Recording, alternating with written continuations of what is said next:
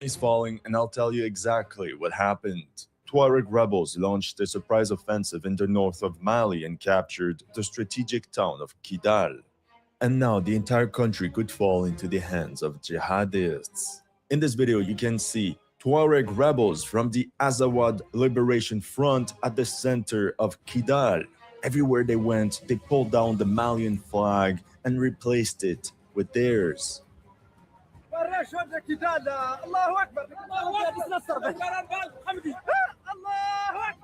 As a follow-up of their offensive, these rebel forces are seizing many bases just abandoned by the incompetent Malian government troops. Hundreds of Malian soldiers were captured. The entire Russian garrison in Kidal had to surrender their base for safe passage out of the encirclement. In turn, many Russian bases in the region were also evacuated. To be honest, the entire eastern part of Mali is now in the hands of rebels. This is a complete debacle for both the Malian army and the Russian mercenaries. Put simply, Russia's counterinsurgency operation in the Sahel is failing. It is a humiliation. This is another confirmation that they are inefficient and unreliable in the fight against insurgents and jihadists. And this is just the beginning. It's gonna get much worse as jihadist groups are launching attacks across the entire country. Cowards! Our men flee the battlefield! What did I tell you? In the past few years, I've made multiple videos on the situation in Mali, and this was bound to happen. So this video is going to be the most comprehensive overview of what's happening. We'll analyze the real cause of this war, the events that led to the 2026 offensive, and of course, what we can expect next in the Sahel region. As you can see, I just got back from Mexico. I'm a bit more tanned. I was able to travel super light thanks to Extra's Travel Pack Vacuum Kit. You can pack 15 clothing pieces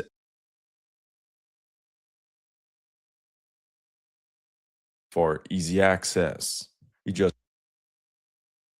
is alive until May. It's a big mess. Put simply, the latest fighting is not a new phenomenon, but the rebirth of old pre-colonial ethnic conflicts.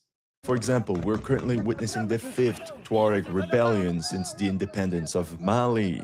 And here's the thing, Mali loves to blame all its problems on France. Yet it also did everything it can to preserve the country's imperfect colonial borders. These include a multitude of languages and ethnic groups that just don't want to live together. One of them is a group called the Tuaregs.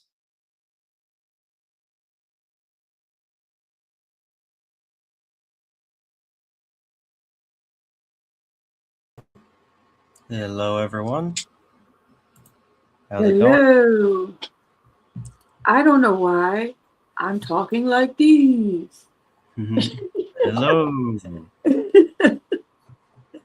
I don't know why he speaks like that. I think he's kind of talking slow for an audience that might need someone to talk slow, just in case, you know. Oh, but it sounds like a weird version of vocal fry. It is a little annoying when you point that out. Yeah. And he says he has a tan. I laugh. Yeah, I thought that was funny too. I was like, what tan? What the hell? I forget where this guy's from. I forget his name even, and who actually shared me this channel. But I found his analysis can be pretty interesting. He seems to have like a military background, so I certainly don't have that. It was someone on Discord. Right. I'm But just we not just sure. can't remember who. Not sure which Discord, which person. Oh, the joys of a failing memory. Hi, John. Hi, Unc. Jacqueline's in the house. What's up, everybody? CBC. I've seen you guys around in the chats. And hi, lurkers in the back. I wish you could see my face. My camera's not working. Oh, it's all good. We'll figure that out one of these screens. It's been a bit of an issue the past few weeks, but we've kind of been... Those little technical difficulties are not our priority at the moment. We got some bigger kind of, I don't know, personal issues to deal with, I guess. Might be the best way to put it. But Hi, Kieran. Yeah. What's up, Kieran? I was saying in the Discord that we might be needing to take a break. Might be the better thing, because we could take a break and we could be coming back in a couple weeks or a month or so, and that would be better than to just keep trying to make content when we're a little too stressed and overwhelmed or whatever, you know. Well, I did want to tell everybody. Well, I missed you. I don't know, Michael. I can't speak for you. Sorry for missing you guys on Tuesday. I missed you guys. Had Thursday, my mom fell and her leg was hurting, so we were at the urgent care. No fractures. Everything is fine. But they sent us home with a walker. She has a walker now. Yeah, it So was good that's to hear. new. Yeah, you let me know that a couple days ago, but now they get to hear it too. So. And Tuesday, that's a whole nother story. You heard about that one, right? I mentioned a little bit of just the general what you told me about someone was missing but found. Yep. So not false alarm, but stand down, relax. Yeah. We don't need to get into more than that. I was just way too jittery. I was way too, like, I don't know, nervous about it, Right. So for my part, my uncle had his birthday. Apparently, his birthday's on Mardi Gras, May the 5th. I didn't really even know. All this time, I didn't know my uncle's birthday. That's Cinco de Mayo. Cinco de Mayo, yeah. Yeah. Sorry, that's what I'm saying. I guess it's a different one, isn't it? My sister-in-law's birthday is on Cinco de Mayo. Yeah, Mardi Gras is totally different. I just had a brain fart. Yep. So, but he had his birthday the day earlier, on the day before Tuesday. So that's where Tuesday I was saying I wasn't feeling so good because we had a little birthday party the night before, or day before. So, I really should know when Mardi Gras starts. I really should know, but it has something to do with religion. I thought Mardi Gras was in like March or something, but yeah, it's like after Good Friday or something, or somewhere around after Good Friday, I think, and then Mardi Gras, and then there's Ash Wednesday. You know how people like walk around with the ash cross on their forehead? see, now I don't even have a clue. You guys probably know better than me. It's not something that is like a Canadian holiday. It's maybe more imported from the States. We often do a lot of the same celebrations that you guys do, but they originate from down south, right? Not up here. Well, since you guys are, some areas are French, y'all kind of like, you should, you said your area isn't French, though. No. Yeah. But there's little pockets of French people who made their way into Ontario and whatnot. I was just seeing, before we lose the comment, John was saying he hears from Africa sites that the rebels are done for. That's what I've been noticing. And I've been finding a lot of the pro-Africa, pro-Sahel Alliance channels that are like being suggested to me by the algorithm. They come across as very propagandistic, those channels with the titles in all caps, and it's like, these whatever terrorists are trapped in Kidal and they're begging for mercy, and it's like, it just comes across as very transparently to me as just propaganda. So I'm supposed to believe the claim that they're making so much.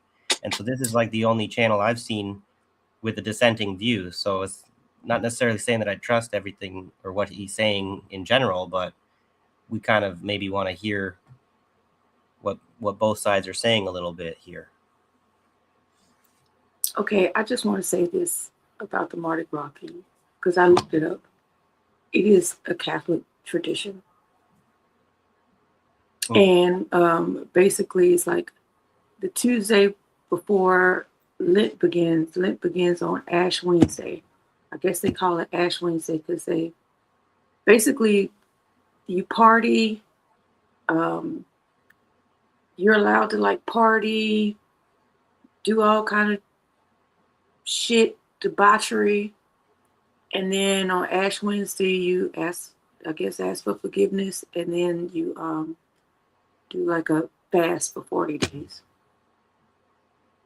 But I don't think anybody does the fast. They just go straight to the debauchery and then just put some ash on their forehead and call it a day. That's the modern way of doing things. But there's supposed to be a whole symbolic act of purification, that purging of the corruption from your soul kind of stuff. We don't really believe the thing about a lot of the religious communities these days is this people just kind of adhering to it for traditionalism more so much out of actual reverence or faith. They don't want to upset their parents, right? So they stay in the community, but they don't believe it, right? Yeah, I forget you don't really watch mainstream media that much, because you would have seen all the commentators with the damn cross on their head. I can't stand watching and that. Probably would have been like, what the hell is that? Yeah. Well, if it's is it actually in February? You were looking it up, because that's what John was saying, and that would not surprise me, because there's an ancient Roman ritual, I forget what it's called, that took place in February. That's the time of the year where the purge ritual is supposed to take place. And then the Christian, they just it's usually even on the same day or whatever. They just replace the pagan ritual with their Christianized version of it, you know. Yeah, of course. I don't know if it's either February or March. February. So yeah, John was right, February. So now I just got to remember what that Roman holiday was called, but it's not a big deal. It's kind of a tangent. We can get a little bit. I just called the thing Noteworthy News of the Day today, and that's not exactly news. That's more like well, it was news to you. If it's news to you, then there you go. Something you learned for the day today. Yep. Hi, old man Barker. What's up, man? Kieran. I already said hi, I thought. Who is Lady G? I'm not sure. Kieran's very poetic with his comments. So you want to... Okay, I can start playing this again. Let me I was going to say, you want to get back to the video for a bit? Yep, because, let's get back to the video for a bit. Groups that just don't want to live together. One of them is a group called the Tuaregs. They're ethnic Berbers, and they inhabit this huge desertic landmass spanning over 5 countries. In Mali, they populate the region north of the Niger River, which they called Azawad. But since 1960, every time the Tuaregs demanded some form of autonomy, they were always brutally repressed by the Malian government in Bamako. That's how in 2012, the Tuaregs took up arms once again and rapidly advanced towards the capital, Bamako.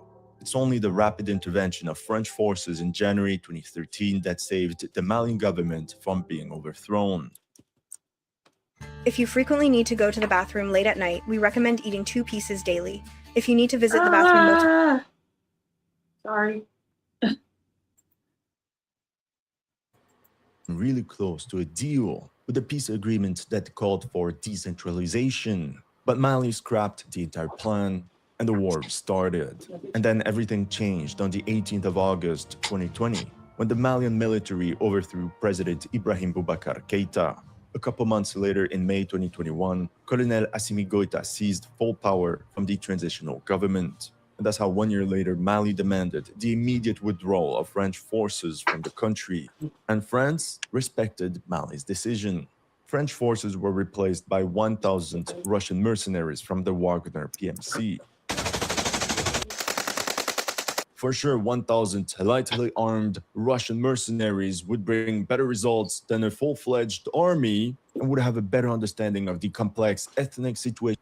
Should we, before we continue, should we go over the Algiers Accords, the 2015 Algiers Accords? If you want to do that, I don't really I know anything about them. I haven't looked into it, so it might be a worthy use of our time. Okay. If you want to call that up. But as we can see, he's quite critical of the entire plan for this, I guess, what a national security plan of this Sahel alliance. He's very much thinking these guys are amateurs. They don't know what they're doomed to fail, right? And so what I've been hearing, not just from him, there's a bit of an echo that I've noticed that's probably substantial, like a valid critique that's being said right now for a good reason, is that there is a parallel being drawn between what's happened in Syria and the support of the Assad regime, and how that was kind of, the signs were there telling people that this is a doomed strategy, and there was a whole lot of ideological support that was unwavering, that could not necessarily admit that that was not that was headed towards collapse until it happened. And then are we going to see a repeat of that happening here? So something maybe I was going to get into after the video, but I'll mention it just as a little teaser, I guess, whatever. But I think it's something that we need to be able to understand what side the alliance, the Sahel Alliance, is on. One thing they recently did is that they withdrew recognition of the Sahrawi Republic, and they decided to back Morocco's autonomy plan for the Western Sahara, which to me is a massive red flag. They decided to back Morocco's plan, which is backed by Israel, the US, and the European Union, while crying very loudly about how France is the grand master evil primary contradiction that needs to be focused on. And so to me, I understand very well that France indeed is the primary colonial power in the Western Sahara that has been the main thorn in their side. But I don't think it makes any strategic sense for them to be backing Morocco's plan. They've been having a lot of tension with Algeria, and we just need to know the history a little bit better to understand, because Algeria is a sad story, right? When you go back far enough to the 1960s, there was a very revolutionary kind of Algeria was a place to be proud of, you know. But then I think in the 90s there was like the counter coup, and ever since then it's hard to tell. Like, I need to do more research, right? But I just have been, like you guys know, I've got my mouth is a little full with stuff I got to digest first. You know what I mean? I got other projects to come to a close before I can pivot to this one properly. But this is a development that happened.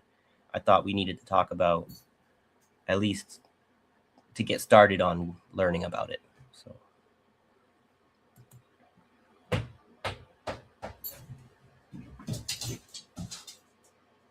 You might be muted, Abby, if you're saying something. We cannot hear you. My bad. John asked, was he the French spy? The guy making the video? I'm not sure.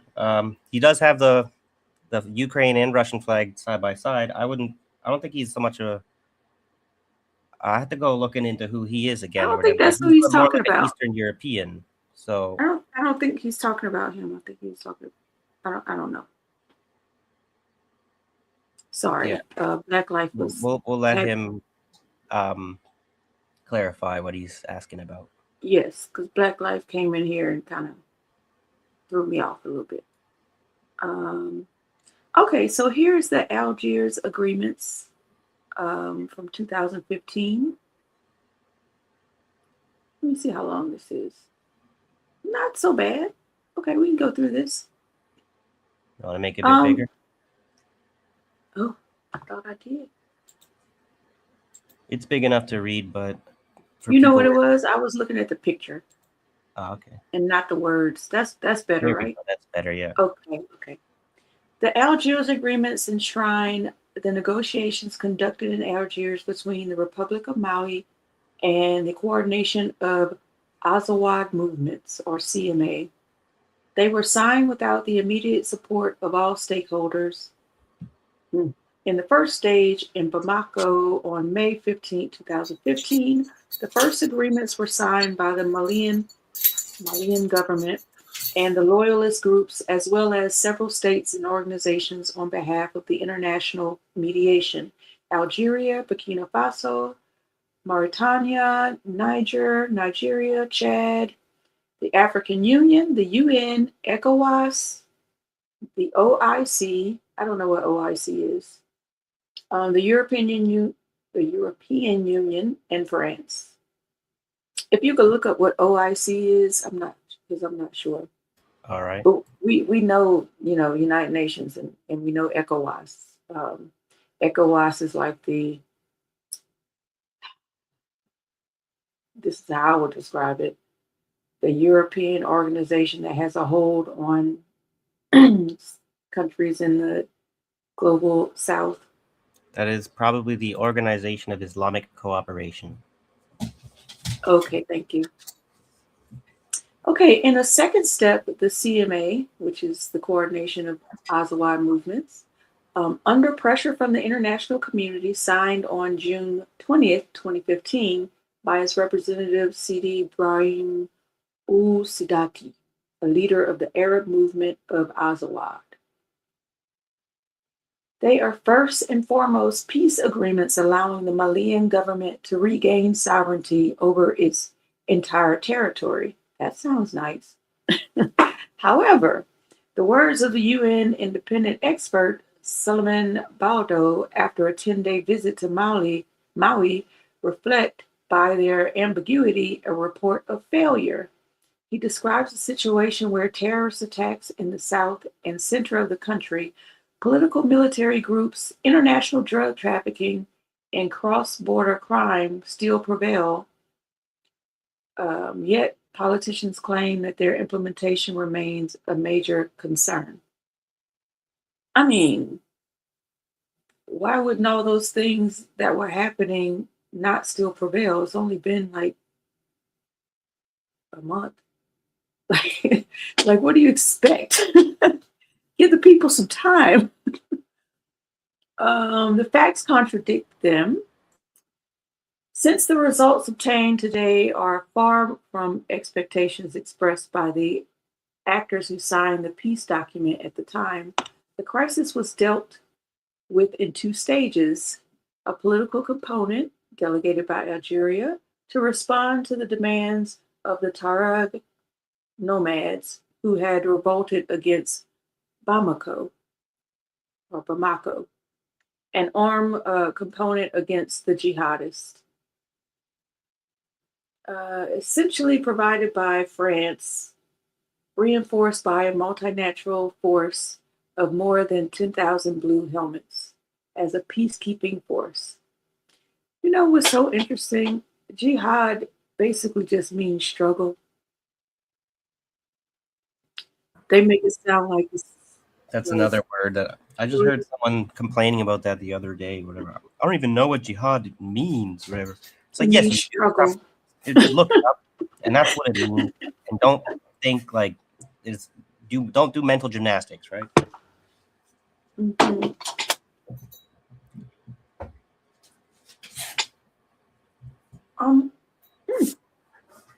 Am I right to say it means struggle? Because I remember this from years ago.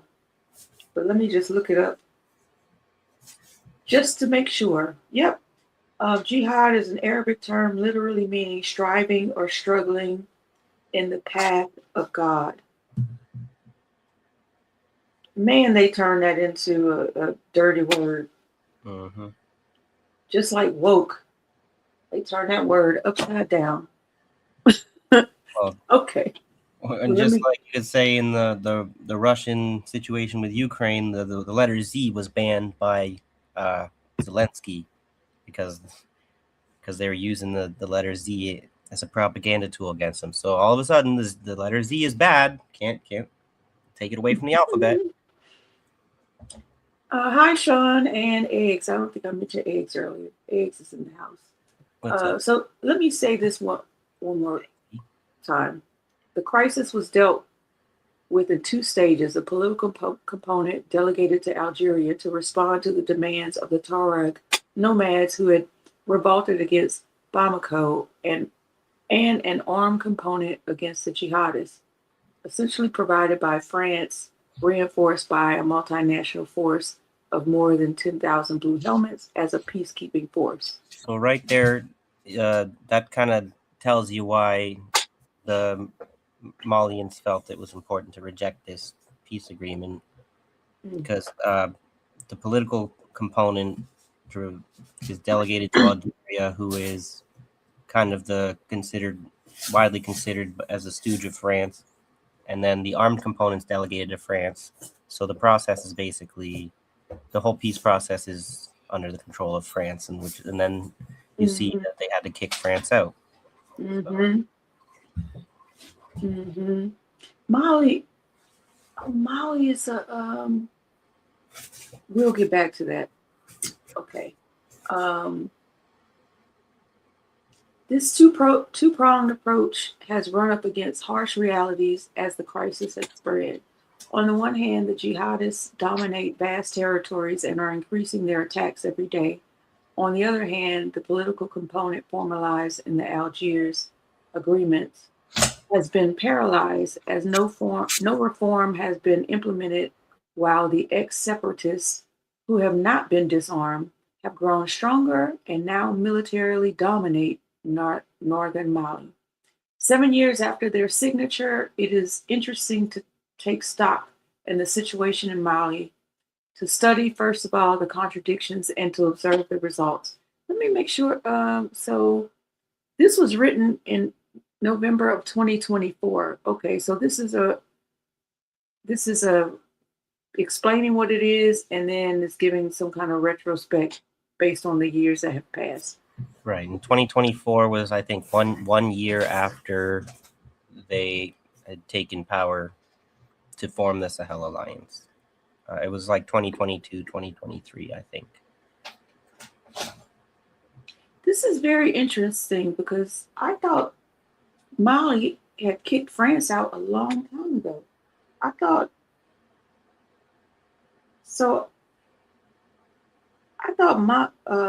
Mali was the country that France, they asked for their sovereignty. France was like, no. And they were like, yes, we're really not asking. And so France went in and like toppled down all the buildings, burned all of their plants and killed all the cattle. And was like made a what's the word I'm looking for? An example out of them, so none of the other French-controlled African countries, would do the same. Right. Well, I think I'm not. That was Mali, right? Yeah, the other video I shared with you was saying something, basically confirming what you're saying, is that Mali's been the one in Western Africa in particular that's been giving France the most trouble for like 60 years or whatever. So, but they keep having to kind of kick them out because there's a whole bunch of economic, material conditions and stuff, geographic reasons why, because they're a landlocked state. They don't necessarily have, it's very difficult for them to acquire the necessary strength to assert sovereignty. And it's like a very complex, like they have to form the right kind of alliances with the neighboring states to get access to the sea and whatnot, which is exactly why I feel they're so frustrated with Algeria and willing to make concessions with Morocco to get access to the sea. And I saw another video I haven't watched yet pop up in my algorithms, talking about how Togo is now they quietly access the sea by Togo, but this is one of those propaganda channels that it seems. So I never have enough time to do all this research and whatnot, but there are some reasons to be concerned with this willingness to make transactional, pragmatic concessions to Morocco. Shows that your claims to be anti-colonial are kind of on paper, and like if you think you have the right to throw the Sahrawi people in the dustbin of history, you're kind of saying if we're not strong enough to maintain our regime, we don't deserve to survive either, because it's not so much about anti-colonial, anti-imperial struggle. It's about realpolitik. It's about whoever has the power gets to make the calls kind of shit. So I think their reliance and alliance with Russian mercenaries Wagner Group, now renamed Africa Corps, you need to recognize the problem. It's staring you right in the fucking face, mushroom slapping you in the face. Wagner Group, I guess maybe people don't know that Wagner was like a Nazi composer. He was hold on. right Hold on. to this Hold on. place of Hold prestige. on. Like the like. Hold on. Sorry, go ahead. So I want to push back on that. Well, first of all, I put the map up there so people can see, because I'm a visual person, so you can see where these countries lie, because you can't just, recreate it in your head. But Okay. as far as Richard Wagner is concerned, okay, there is a misconception that he was a Nazi. Now we could argue about that, but the reason why people call him a Nazi is because his music was played in the concentration camps to torment. Right. So people. that's probably a valid objection, because I was seeing somewhere in my researches this past week that there was a relative, a granddaughter of his, that was making that claim, but I wasn't sure about. I hadn't looked into how. I'm a huge Wagner fan. Right, because I'm a huge Wagner fan, so that's why I know this information. I'm just saying, so were the Nazis, and that doesn't necessarily invalidate the problem of using his name, because his legacy's been appropriated by the Nazis, and it still is to this day. Because when you look at, maybe I'll have to show this other link that I've got here, whatever, the people who started that mercenary group, it's a private military contract or whatever. It's the whole way that they get around having, they can't use the actual military to do all this illegal shit. So they use these extremists instead, who are willing to be paid top dollar to do war crimes or whatever in the name of a private military contract, right? And so looking into who started this, whatever, they are the same reasons that we say there are Nazis in Ukraine, because they have all the Nazi paraphernalia. They got the tattoos, they got the flags, whatever. It's the same exact fucking accusation that can be credibly lofted at these fucking Russian Nazis, okay?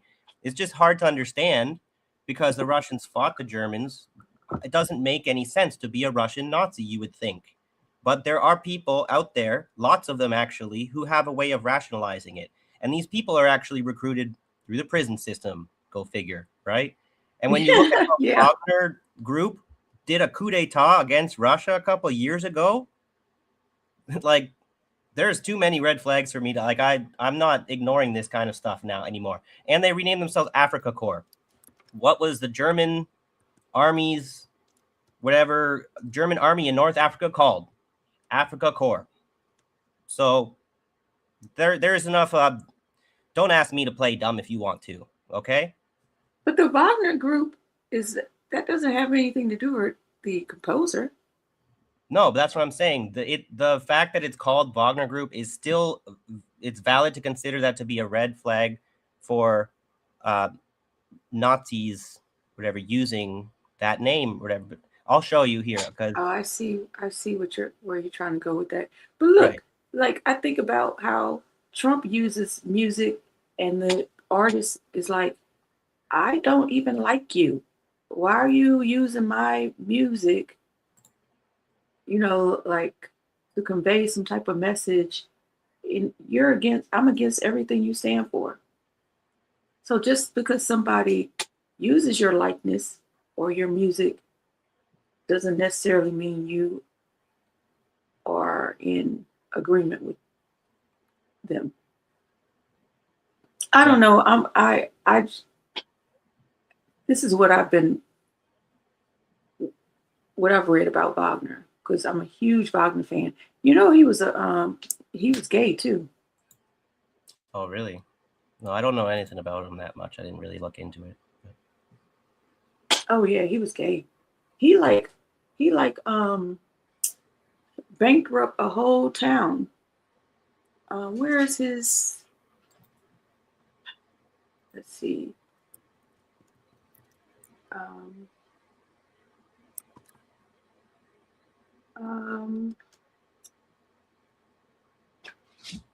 gotta look this up, because to get tickets to go to his I forget what they call it. The tickets cost. I mean, you got to get them 7 years in advance. That's how, because the place is small. actually. The place is pretty small. But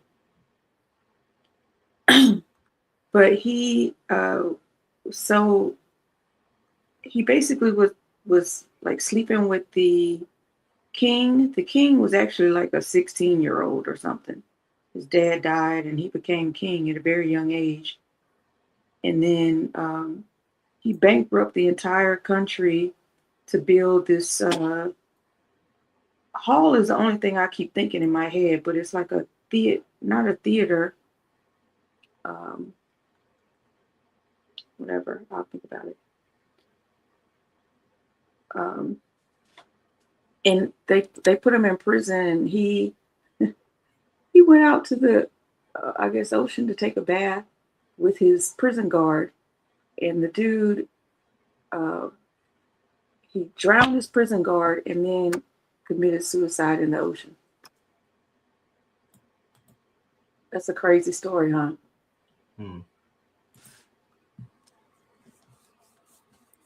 Sorry, I wasn't exactly listening or whatever because I was following up a little bit on this. But I'm okay. Shared the story with the audience there, and I don't want to ask you to tell it again. But there's a That's lot of okay, but it's in Beirut. Beirut, Germany is where it is. Unalive, and it's a somehow a suicide.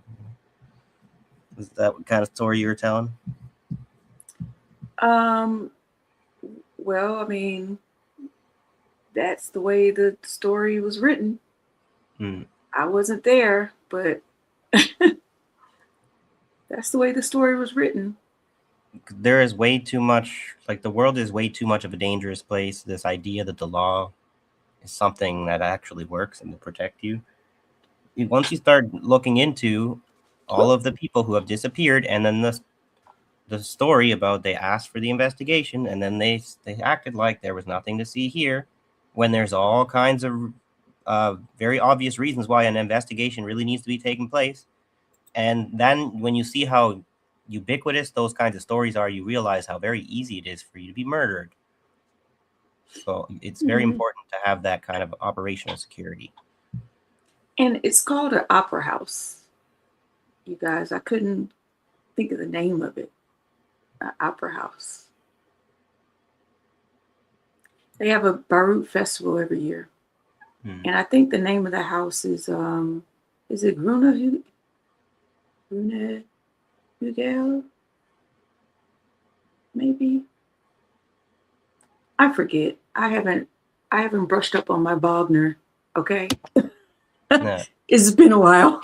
The point is, it's not really about the composer anymore. It's about what they're like. There's a whole lot of Russian, like or not Russian, like German I got like poets and scientists and musicians and artists and stuff, philosophers that are elevated by the Nazi regime, but then there are people who object. They say they're not really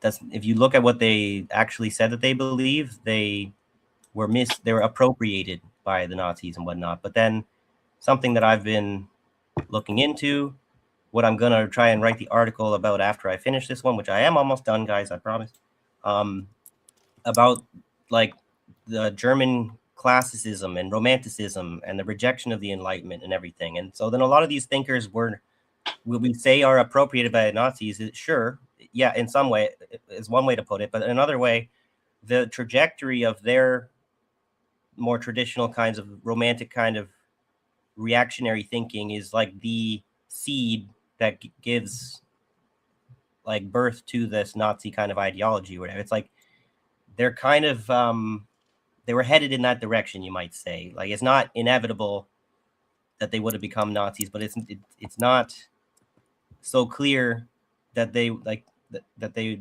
wouldn't have become something similar had Hitler not happened. You know what I mean? Like Schiller, the Schiller Institute, because I'm doing this thing about the LaRouchites or whatever. They have the same situation with him, where they will claim that he's being abused by the Nazis, but then you look at all the shit that they're up to, and it's like, you know what? We may not have technically be allowed to call you Nazis, but you're still fucking a bunch of fascists. All right. They act like they're so much better than the Nazis because they reject the racial, whatever, the toxic racial hatred, whatever stuff. But then they embrace like all the other Nazi shit and act like it's fine. Like, so that's like what I think. Did I text you or call you or something? And I was like, "Hey, I'm watching this dude named Caleb Maupin. What's the deal with this dude?" And you were like, "Fucking LaRouche, right?" And now you ask, oh, I'm going to be like the expert on these guys. Now there's a lot of people who'll be like, what's wrong with this guy? He's a LaRoucheite. What's wrong with her? She's a LaRoucheite, right? Because they're fucking all over the place with the independent media. It's weird. And I probably wouldn't have really caught on to them had they not decided to try and put their fingers in everyone's pies. So. Okay, well, I will be right back, okay? Do you want to start reading? Yeah, you got that? I'll be back before you finish reading this part. Okay. So basically, this is the Algiers Agreement implementation and results. This is a perspective from 2024, and the agreement was signed in 2015. I'm just like reminding everybody what's going on. And okay, I'll be right back. All right. So sincerity and good faith are not the qualities of the protagonists. Excuse me. Today, the Algiers peace accords remain difficult to implement on the ground. Over time, they have gradually lost their meaning to the point of raising questions about their successful conclusion. However, it still appears today that their full and complete implementation is a necessary step for the return of peace to Mali. The peace is so close. 1 second. This peace is so close but so far away, so many obstacles lie in the way.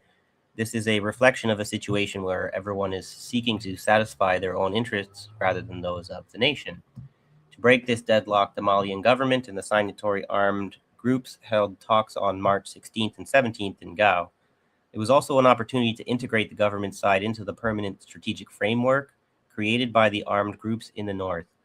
The astute observer will note that the government's membership was necessary to control the initiatives undertaken by the PSC on the one hand, and to contribute to the rapprochement of the protagonists in order to relaunch the Algiers agreements on the other. Nevertheless, this commitment is still the subject of tension between the transitional authorities, who claim to want to apply it intelligently, and the armed groups who denounce the bad faith of the state in its implementation. It must be recognized that in this conflict, sincerity and good faith seem to be the things least shared by the various stakeholders. This is why the situation remains explosive, given the attitude of certain armed groups who are asking the authorities to demonstrate their commitment. So one thing I would notice in the part that we read before this one was maybe this is the illusion. What do you call it? Frequency illusion, which is more popularly understood as when you're holding a hammer, everything looks like a nail. But I see a parallel in this these Algiers agreements that are not really an acceptable peace proposal, but everyone's sort of like, because we want the fighting to stop, everyone's like, well, you can't look a gift horse in the mouth, so just take the deal. But then there's this armed group who's like, this deal's fucking bullshit, and we're going to force the deal to collapse by like attacking when we're trying to have a ceasefire, right? And then so there is something to keep in mind as far as it gets a little confusing to know if it's like, is it really the actual liberation movement who wants to continue fighting, or is that like what Israel might want, is to have an excuse for the peace agreement to collapse? Because the parallel I'm drawing is I see in Lebanon, I was reading about, because I was talking about the National Salvation Front in Russia.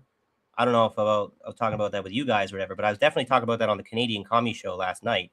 And there was a red-brown alliance that happened in Russia called the National Salvation Front. And then there was another one that I found looking into it, specifically the National Salvation Front, specifically a red-brown alliance of communist Lebanese with National Socialist Syrian Party that literally was explicitly fascist, inspired by the fascists in Europe and everything. And so it is explicitly a red-brown alliance that could not accept a peace agreement between Lebanon and Israel. And so I get suspicious about, is this really like what the Lebanese people rejecting this, or the Syrian people rejecting this, or is this the fascists in Lebanon and Syria kind of pulling the wool over the eyes of communists or whatever, who feel like they need to be pragmatic, or if the material conditions deteriorate so badly, the enemy of my enemy becomes my friend or whatever is the thinking. But in the long term, what is happening, right?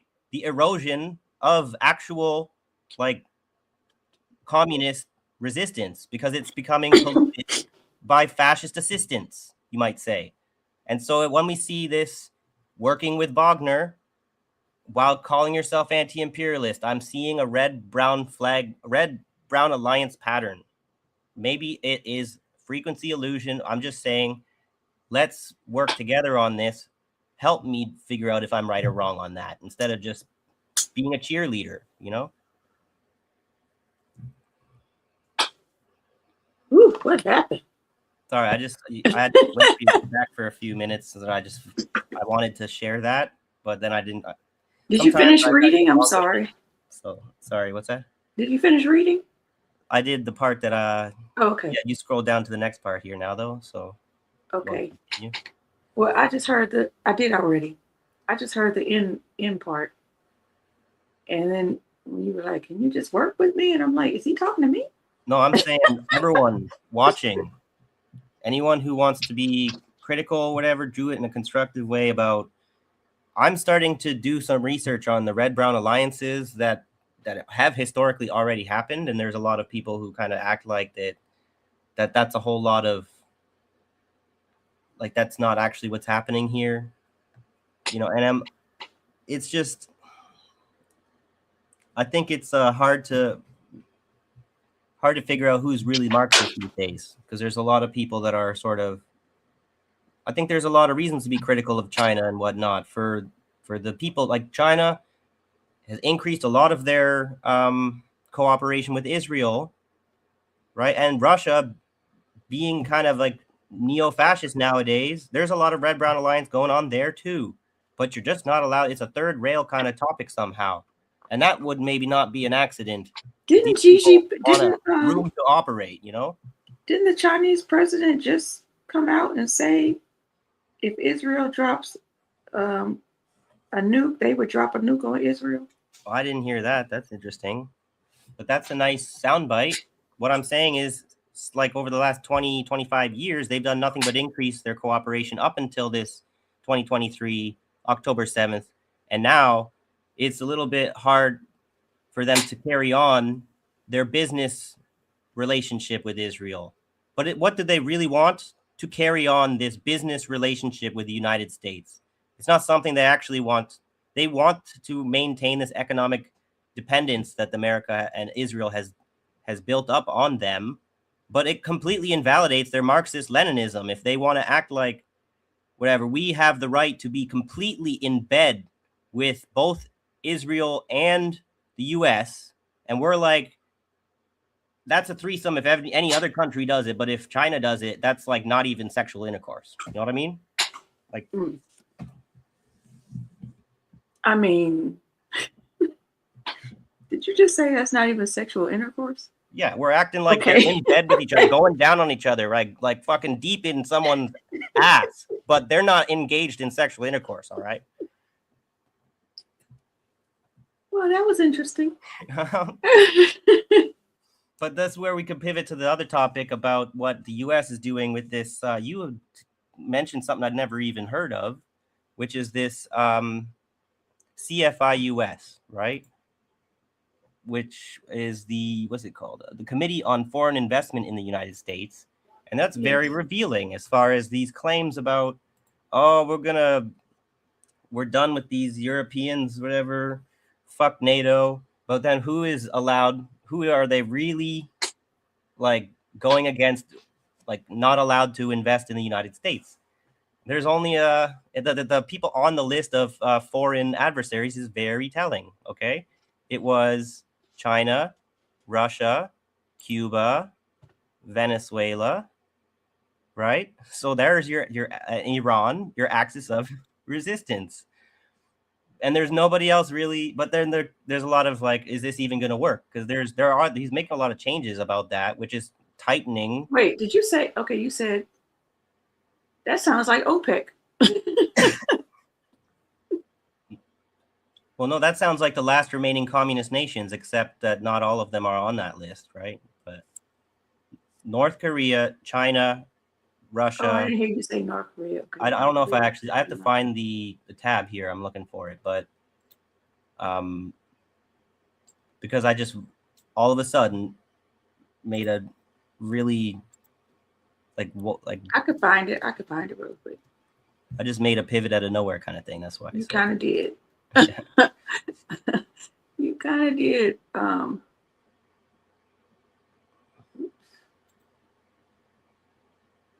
So it includes the voting members. Why is this so? Okay. The list of adversary countries includes the People's Republic of China, including Hong Kong and Macau, Cuba, Iran, North Korea, Russia, and the regime of Venezuelan politician Nicolas Maduro. Oh. Because the Trump administration's America First investment policy, released in February 2025, promised a fast-track CFI-US process for investors from U.S. allies who limit their ties to those foreign adversaries I just listed. So it's basically all the people that aren't on the Federal Reserve.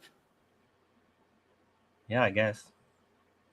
That's what it sounded like to me. There's a question on the floor. Sean says, but isn't the CCP just a part of the government? They have many political parties. Who needs to be researched is the Communist parties, if the Communist parties are supportive of what you described. So the Chinese Communist Party, just a part of the government in China, that can't, from what I've learned, that can't be right. From what I've heard, there are other parties technically allowed in the government, but like the Chinese Communist Party has like 95% of the government seats, and the other parties are really only allowed for like the appearance of it's not a single party state, but functionally they have never had any power. They're like the third parties in the US and in Canada and other places, like the parties that can't get more than 1% of the vote kind of thing. Speaking of, can we pivot or come back or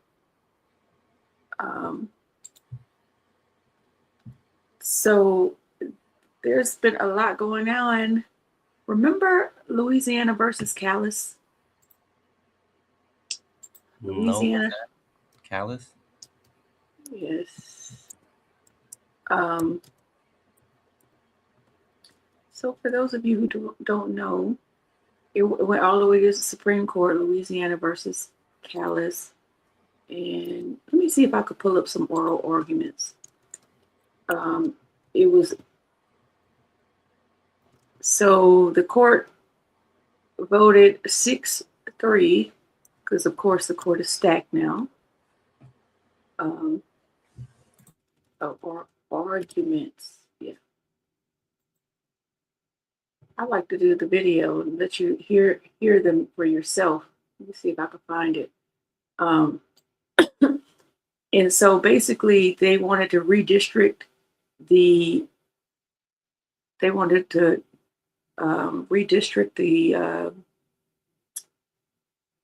state, so to weaken the vote of Black people in the state. And they always say Black people, like it's always Black people, but that's not necessarily true. It's basically the people who aren't voting Republican, because trust me, if there's like an Asian community or a Spanish community in Louisiana, we have a lot of Nigerians here, they're going to be on the list too. But the country always thinks in black and white, you know what I mean? Yeah. So they are using that as a precedence for other for other states. So Virginia is having that problem now. Georgia, the governor of Jeff Landry of Louisiana. We're supposed to be voting right now. He halted votes. I think they did so in Georgia, or was it Virginia? So they could redraw the lines because this decision just came out. They argued it like last year, but the final vote or whatever just came out. So let's see. I want you guys to hear. Oh, I want you to hear Katash. This one. Okay. I know I got to share. I was just looking for where I needed to be. Because this is crazy. I mean, to me, I don't really care. Oh, Jacqueline's going to sleep. Sleep well, Jacqueline. No, Jacqueline. Oh, Black Life said no, don't leave us. What's up, Black Life? Have a good night, Jacqueline. Michael said, what's up? Hey, Mike. Okay. So I'm trying to get to her. All right. To understand, I think that you're saying that Section 2 is not a remedy in and of itself. It is the mechanism by which the law determines whether a remedy is necessary. That's absolutely correct. So it's a law that is just encouraging or requiring a check-in. It's like a tool. It's like a tape measure that we're looking as to whether or not certain circumstances exist. And those circumstances that Congress is worried about is unequal access to electoral opportunity. And Section 2 tells you we have to look for those circumstances. And then the court says, yep, they exist in this situation under Section 2. And so now a remedy is required. And in our case law, we then say, okay, state, it's up to you to figure out what that remedy will be. And maybe that remedy involves race consciousness, maybe it doesn't, whatever. But Section 2 itself is just the measure by which we determine that a remedy is required. That's absolutely correct. And so that's why it doesn't need a time limit, because it's not doing any work other than just pointing us to the direction of where we might need to do something. That's right. And its usage becomes less and less as we see racially polarized voting and residential segregation decreasing. The Katz amicus brief in this case shows that in the past decade, Section 2 cases have decreased by 50%. Because the plaintiffs can't make the showing. And it's a pretty significant showing to establish that unequal opportunity of electoral processes is happening in a situation. That's correct. Jingles is an exacting test. It is data obsessive. It brings in experts and many other forms of evidence to establish a racial violation. There are many cases where the plaintiffs fail in bringing the Jingles 1 precondition or Jingles 2 or Jingles 3 before they even get to the totality. So if we're talking about a time limit, you would say maybe it's with respect to the remedy that is used to respond to the problem that we've identified under Section 2. But the Section 2 tape measure itself doesn't need a life cycle. It's just, no. Yeah. That's correct. I mean, the 15th Amendment is permanently enshrined in our Constitution, and Section 2 is there to effectuate that prohibition of race discrimination on voting and does not require a time limit. Thank you. With the time I have remaining, I'd like to mention that there are many proposals on the table that have been presented by. I'm going to pause it for a second because I'm looking for her talking to this. It already went. Maybe I should. Trying to figure out what the implications of what they're saying are. But I don't know what they mean. So basically, they're like, we don't need this anymore because like the racist stuff don't even exist anymore. Basically, is their arguments, and so she's saying, wait, there's not a time limit on it. Like it's supposed to you're supposed to be able to reevaluate it, continuously, because racism is kind of ingrained in our history, the history of the country. So to argue that we don't need this, we don't need Section 2 anymore, is kind of ridiculous on its face. Yeah. Well, it's basically what that was. As far as a parallel for the CFIUS, CFIUS, its timelines is the thing. It's like the theme of the day or whatever. Because there's been like a 76-day funding lapse for Department of Homeland Security. And as a result of that, the CFIUS has not been able to do its work of determining whether foreign investment is allowed to take place. While the U.S. is in the middle of a trade war, they're not allowed to approve more foreign investment when they're trying to use the tariffs to force the onshoring of American manufacturing and whatnot.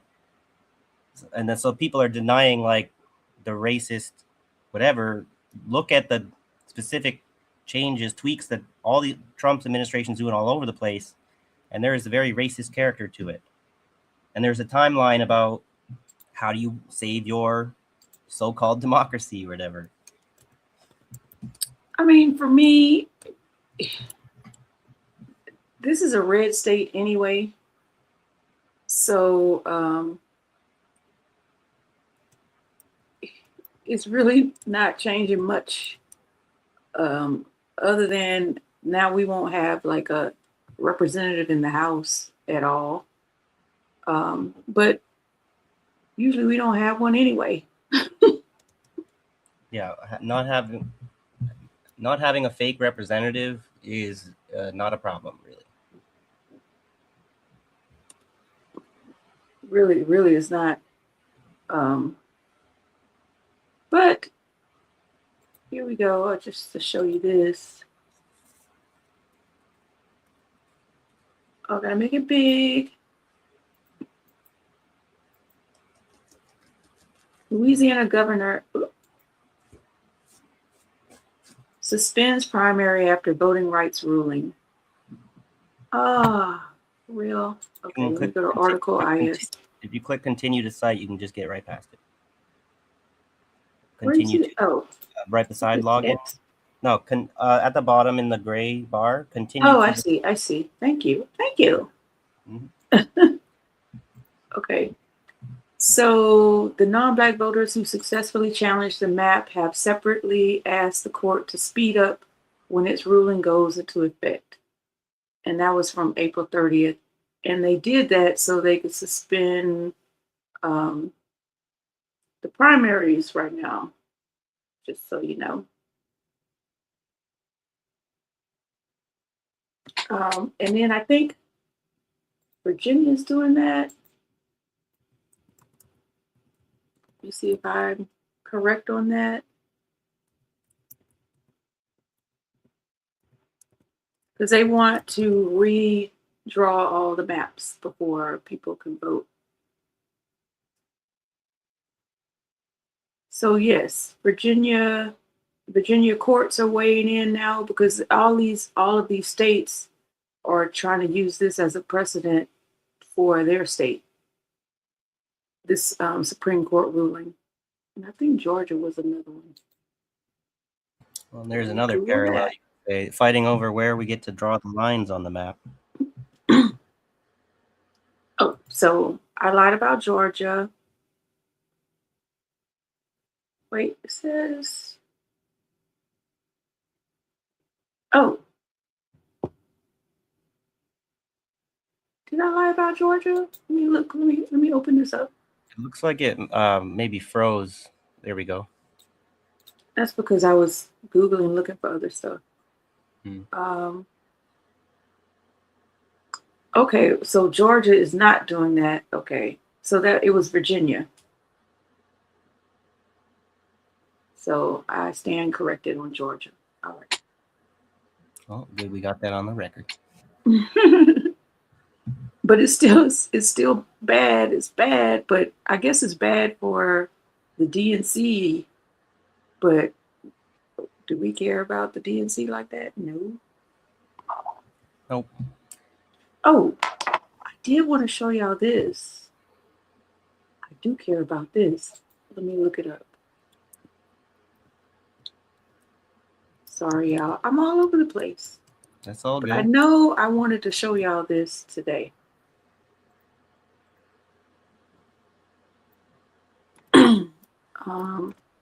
So maybe, I guess some people aren't using their votes as their voice.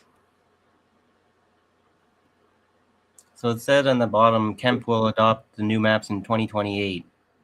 So whatever, not happening in, was that Georgia yet? But they're just feeling in that particular state that it's better to roll it out a little slower. That's all. Basically. In Georgia, it has had its own problems with knocking people off the voting registry and stuff like that. So this is it's warehousefire.watch. I'll put it in the chat.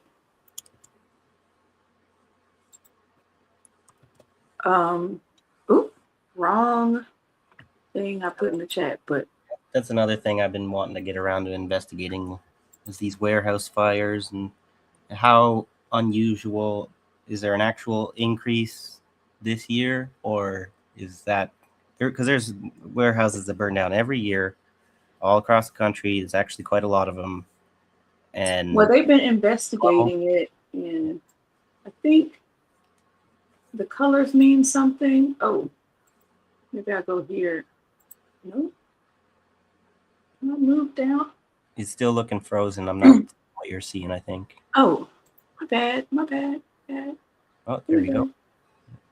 Maybe that's why I couldn't move it. Okay, let me refresh. I think the colors mean something, and I'm trying to figure out how I could find that, because they, out of investigating them, they'll tell you if it's an accident, if it was arson, or undetermined or something. I tried to, or still under investigation.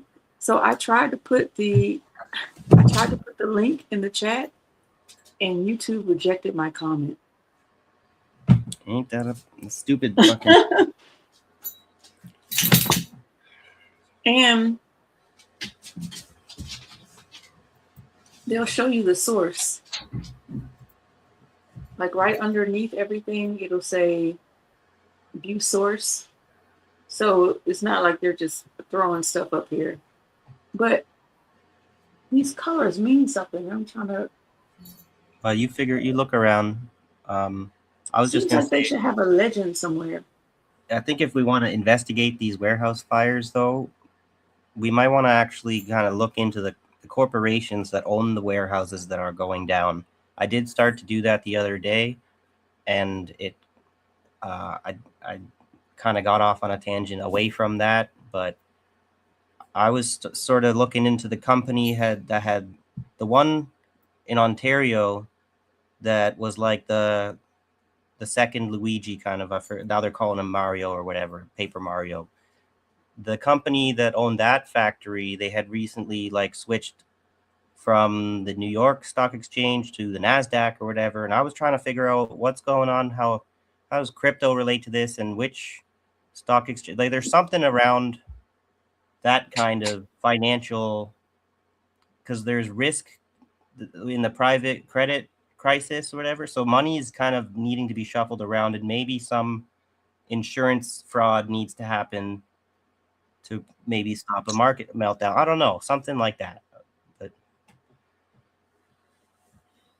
I'm not sure.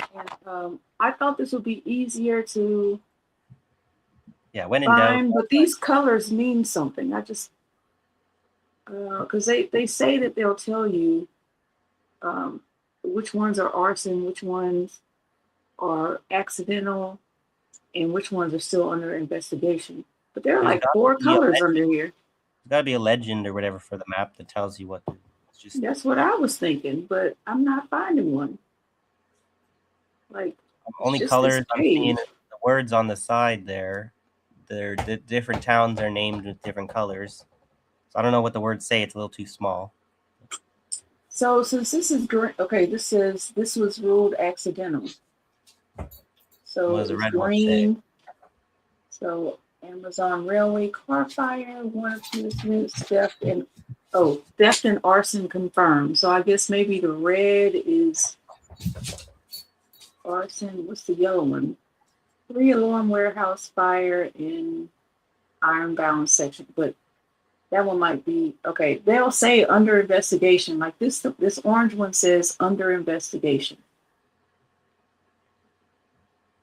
Seems like they would be able to put that in a spreadsheet. Yeah.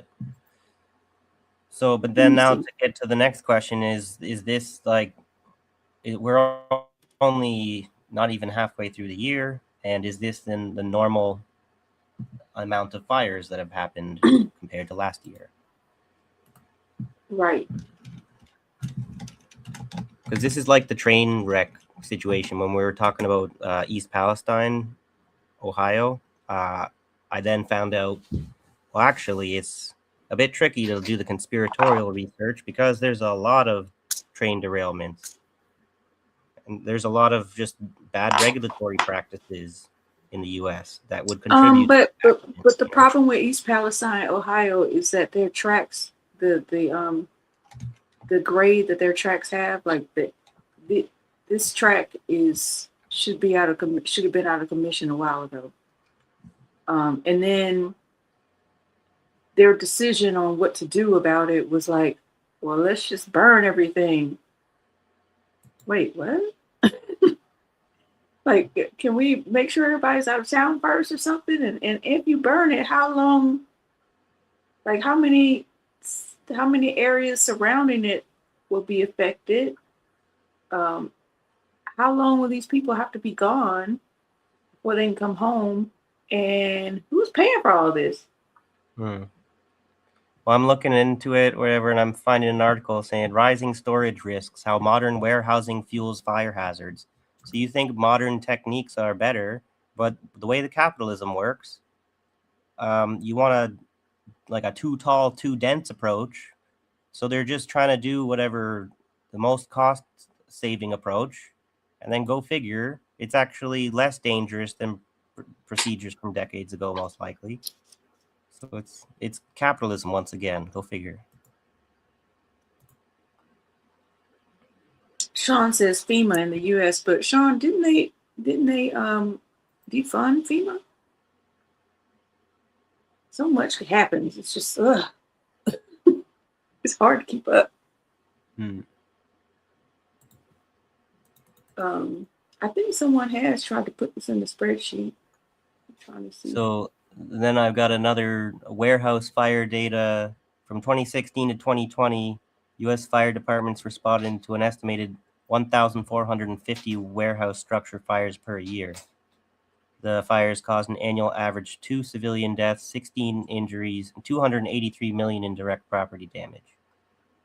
So this might be a case of because this person put it on video and showed it, and people don't know that warehouse fires happen more often than you think. And then it goes then viral. They're putting that into imaginations run wild. But it does, at least this one does tell you which ones are, like this one in Jacksonville, North Carolina. Police seeking suspect of vacant warehouse arson. But we also would want to look for like accidental monopoly effect that happens to be emerging from these. If your competitors' warehouses are burning down and you happen to be able to buy up their properties, that's corporate fraud, you know? Yep.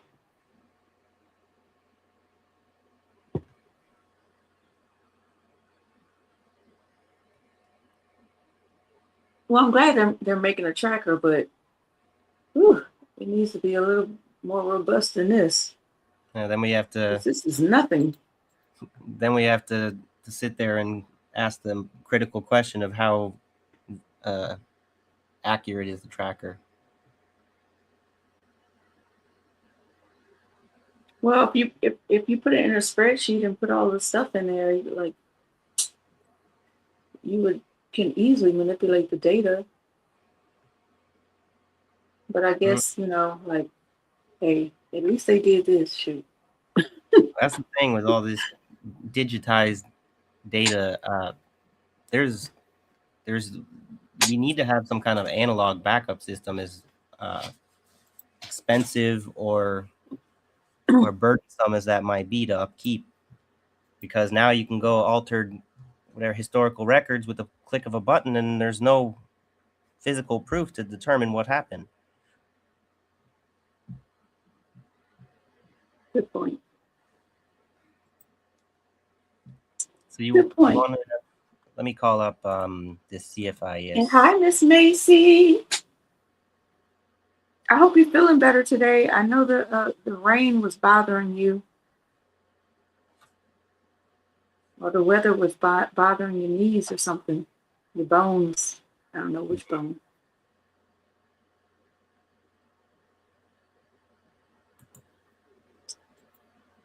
Okay, let's go with this one. Can you see it here? Let me maybe make it bigger. Wait, hold on. Wait, oh shoot. Oh, here we go. Oh. So U.S. Treasury publishes its proposal for a fast-track CFIUS known investor program. This is from February 24, 2026. On February 9th, 2026, the U.S. Department of the Treasury published a request for information in the Federal Register seeking comment on the proposed known investor program administered by the Committee on Foreign Investment in the United States.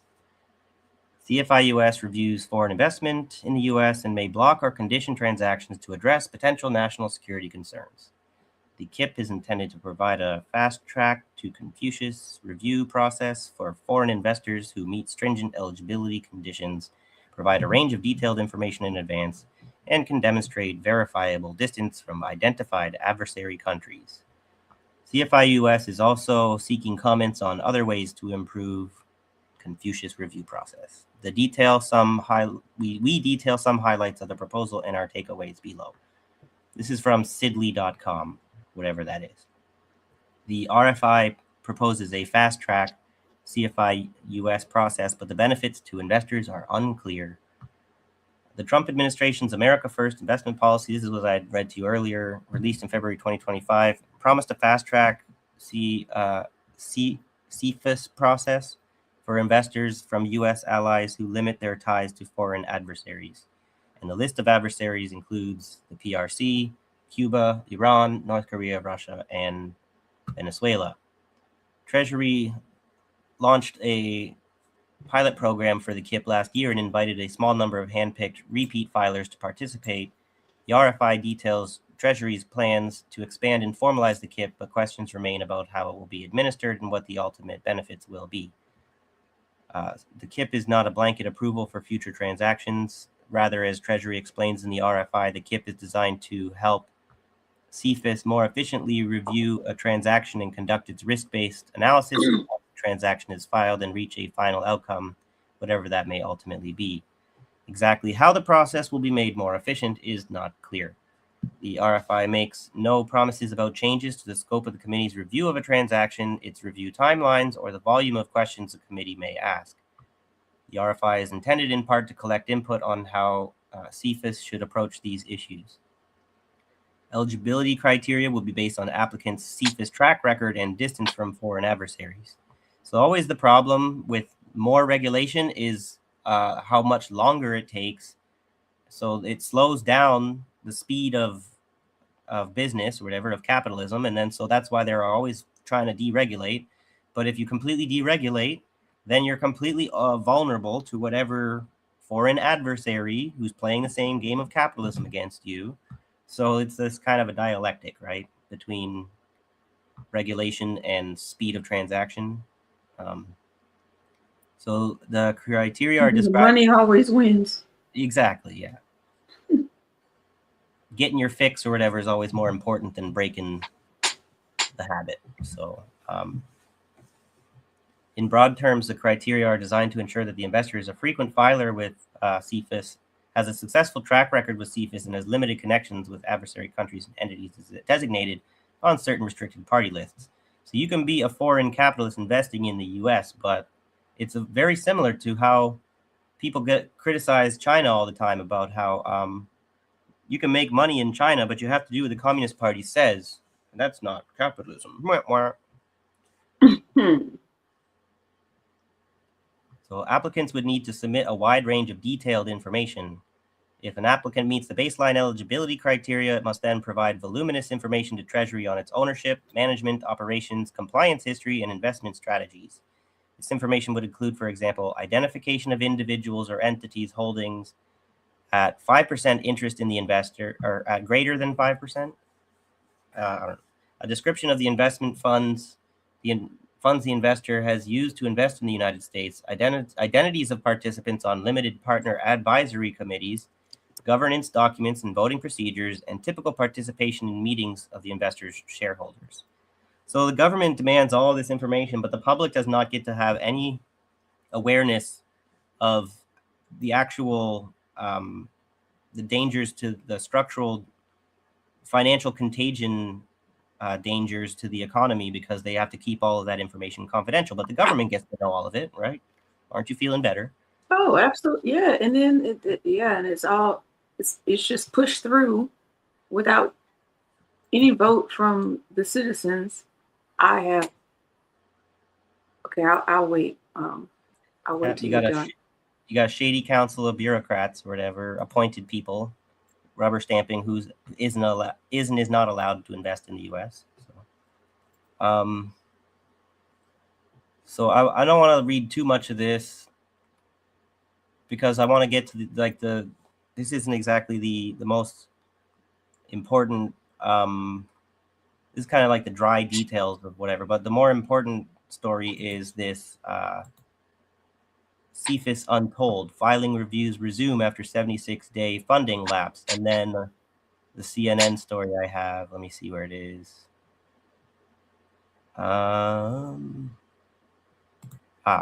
Congress votes to reopen key parts of DHS without ICE funding. So it's this deadlock over whether or not the Republicans will be allowed to continue funding this illegal ICE campaign. Oh yeah, they're definitely they think they're going to be losing in 2028, so they're trying to fund ICE beyond their term. And I forgot how much money it was. Do they say that in this article? It's like to the tune of, I can't remember, but it was high. Yeah, I don't know if they actually get into the numbers on this. This is more It about was really high, and so they'd have money to be dispersed. Every year. This is the only number I see in this article, but I almost feel like I saw 1 trillion, but I'm not. Don't hold me to that. Okay, well, maybe you can look it up, and while I kind of cover these, this should be a brief little.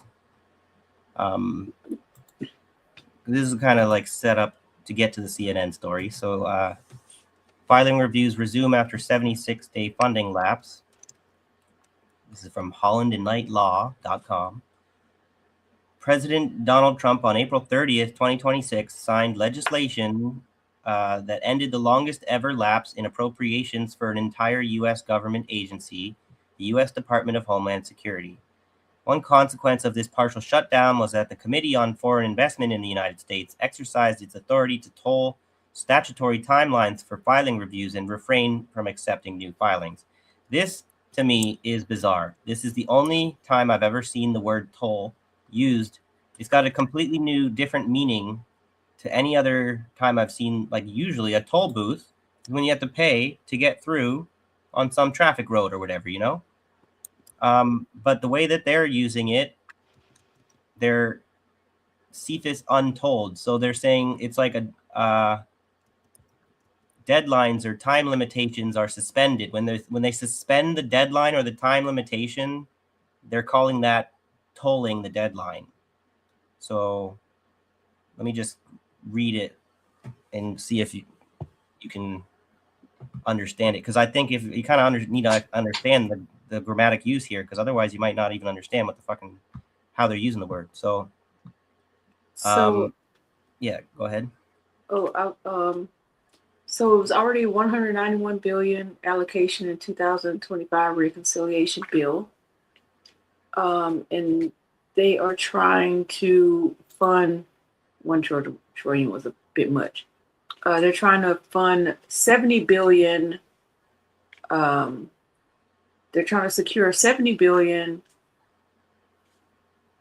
that would go out through 2029.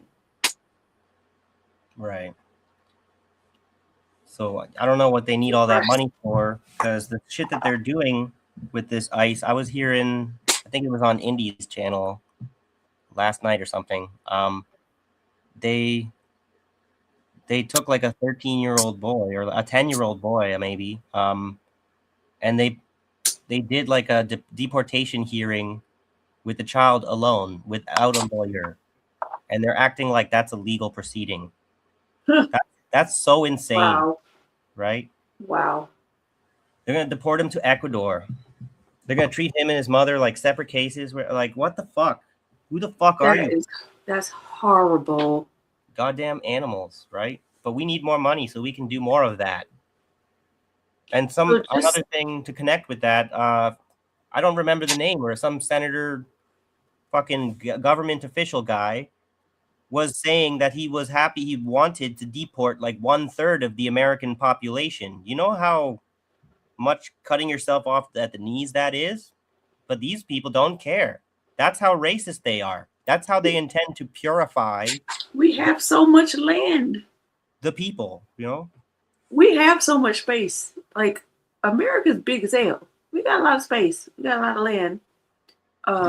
Just so you know, the administration has already released 113.9, so basically 114 billion from that big beautiful bill bullshit for the DHS as of March 2026, and that's according to the Cato Institute, CATO, just in case you.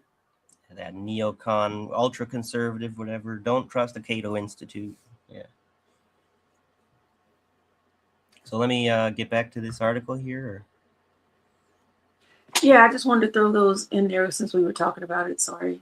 Yeah, I want to get to the ICE stuff because it's related, but it's ironic, really, because the fact that they're squabbling over what their rights to deport people are and to abuse people's human rights, it's shutting down this Committee on Foreign Investment, which is the vehicle that they need to like prevent China from dominating them economically and whatnot. So the fact that they are squabbling over ICE means that they're trying to pivot to China, and they can't even do that because of their internal contradictions. Okay.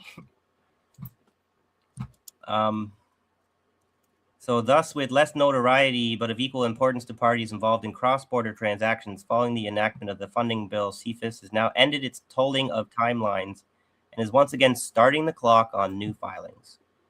Specifically on May 5th, 2026, CFIUS confirmed via direct communications to filing parties and an update on the homepage of its case management system that deadlines or time limitations imposed on the committee under subparts D or E of 31 CFR Part 800 and Part 802 are no longer being tolled, and CFIUS would once again process transactions and start formal reviews with all deliberate speed. However, CFIUS also warned that a limited number of cases may still be impacted by the funding lapses that will continue to apply to certain parts of DHS despite enactment of the funding bill. I don't really... So what, they arbitrarily reserve the right to freeze whatever funding to whatever parts of DHS. They're like blackmailing DHS to carry out their fucking ICE bullshit, right? So I think that's probably enough from that article. Then you want to get to this CNN one? And then do you have something? And just so you guys know, I put a link in the chat. It is straight from congress.gov. Okay, understanding the fiscal year 2026 DHS budget request. Okay. So it includes 178 billion in funding for DHS. Right. So you know. It's interesting, though. I think we maybe these moments are always worth. We, as like the Marxists, socialists, we need to analyze these events as they're happening to validate or invalidate our theories about the duopoly being this whole. It's all a stage, you know, and because in moments like these, there seems to be some actual tension between the Democrat and Republicans. But is it all like a script that they're playing out? Because I don't know if they actually agree on the script at all times. So there's like a Bonapartist kind of, the way that the Marxist analysis is, there's a Bonapartist conflict within the ruling class. And so there is and is not a truth to the whole thing about the fake duopoly, right? It is very fake, right? At the end of the day, on all foreign policy matters, right, they are completely, like on the things about who belongs on the adversary list, and that I was reading off, the duopoly is an agreement on that, where they may have some tactical, strategic disagreements on how to treat the working class at home, you know? It's so fake that Michael Steele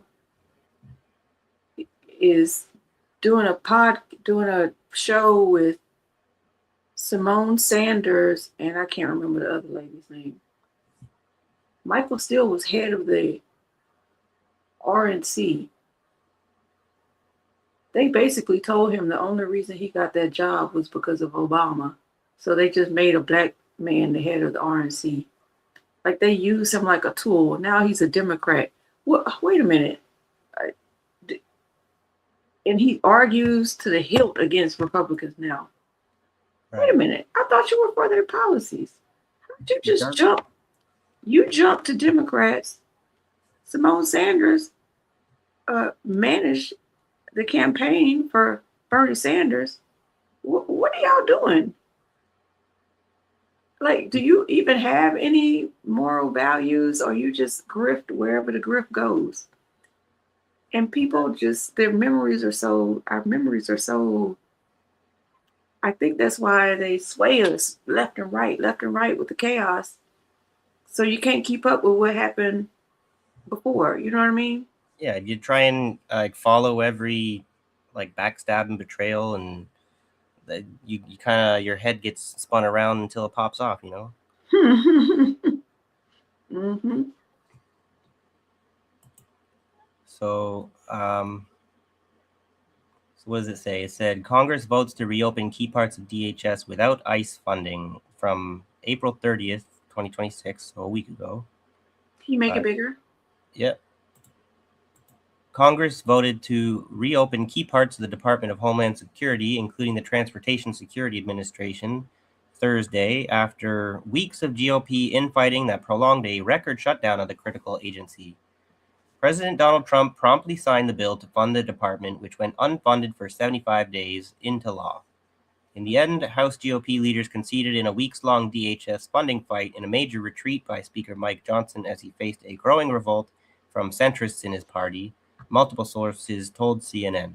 Might be having a little something to do with the collapse of the MAGA support of Trump, sort of. And so where are they going? And they did that before they funded SNAP benefits, by the way. Right. So the House abruptly passed the package, which includes no money for federal immigration enforcement, in a major win for Democrats. I guess that's not just necessarily a win for Democrats, that's for the people on the street who are maybe have yet to be illegally deported, because as if they haven't done enough, wherever, I'm sure there's more people on their list.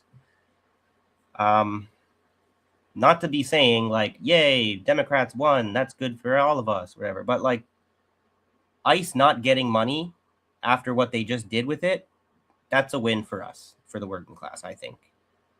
but it's like nothing is it permanently won. It's all stuff that could still, like, their intent on forcing this funding one way or another, right? So this is a thing, though. They're saying they passed the package by a voice vote, which some people are complaining about. The move brings an end to a historic shutdown that led to long lines at airports across the country and comes just before paychecks were about to stall out once again for DHS employees. Johnson decided to move forward after a private leadership meeting earlier Thursday, where the team agreed they had little choice but to move the bill, with their own members warning the situation was untenable. So there's a little bit of a mutiny in the Republican Party, maybe. DHS Secretary Mark Wayne Mullen, a former House member, had also repeatedly warned that he was almost out of money, and GOP leaders knew that the deteriorating DHS situation would only further underscore their party's diminishing ability to govern in a House rife with divisions and infighting. Conservative hardliners, who had contributed to holding up the bill for weeks, eventually admitted that they had no leverage left in the fight. This is also CNN, so I'm not sure as far as the veracity of that sort of a claim. I would imagine there's got to be some kind of truth to it, considering that they had to cave after this whatever long delay, and they didn't get the funding they're looking for. So GOP Representative Andy Harris, who leads the House's ultra-conservative bloc, told reporters that you really can't stop anything from passing if dozens of Democrats are also going to help. That's your duopoly for you, right? The department's funding woes, however, aren't fully over. Now Republicans will seek to fund immigration enforcement without Democratic votes using a complex budgetary maneuver, because they've rigged the system so that if they don't get their Democratic will that they require, they've got some kind of special complex maneuver, which is bullshit.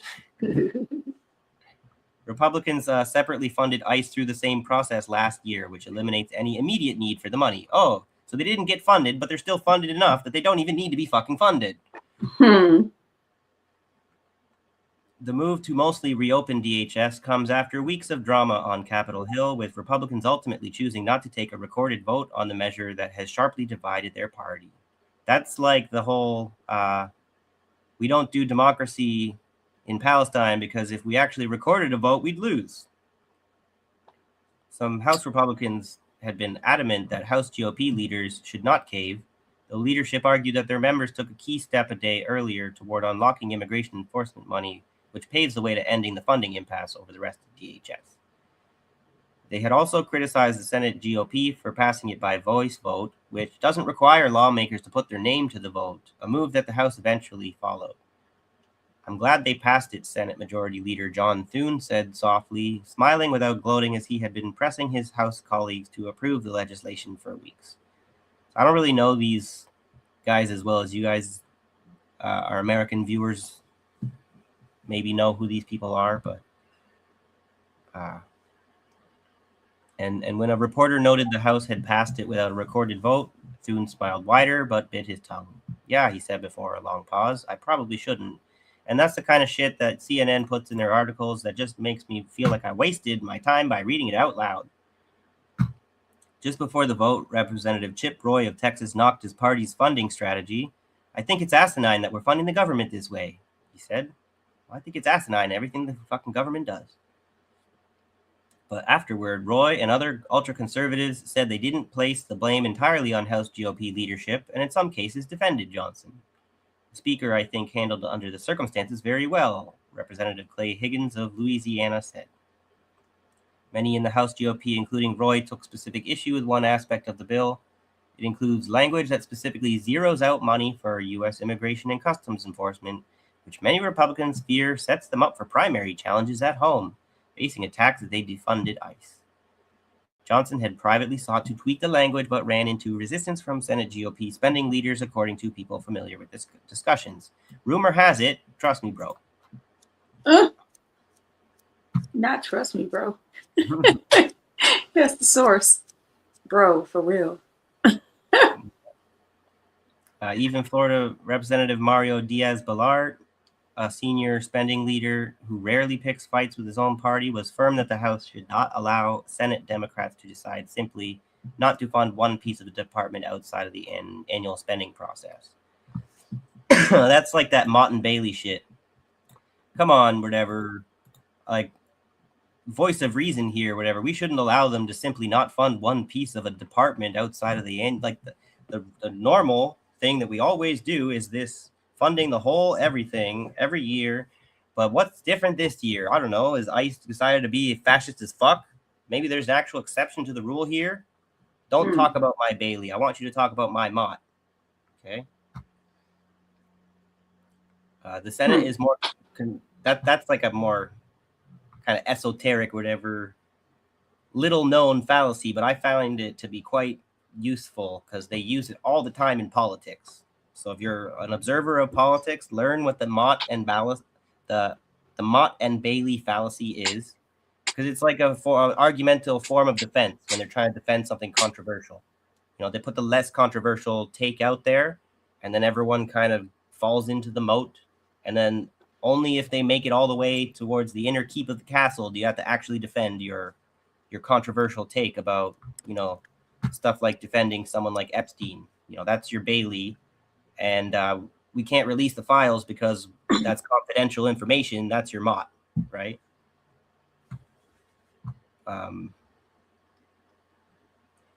So I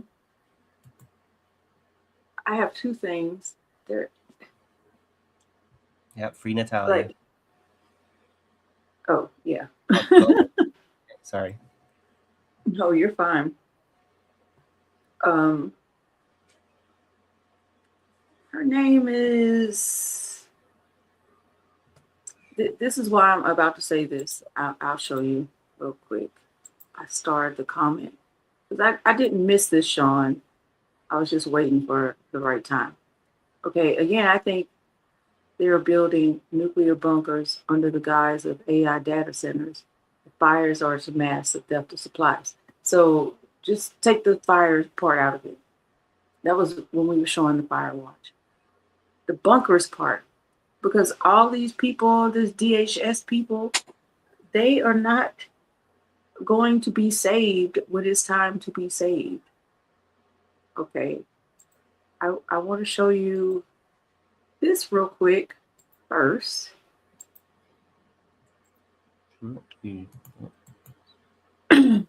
Catherine Austin Fitz. She worked under the first.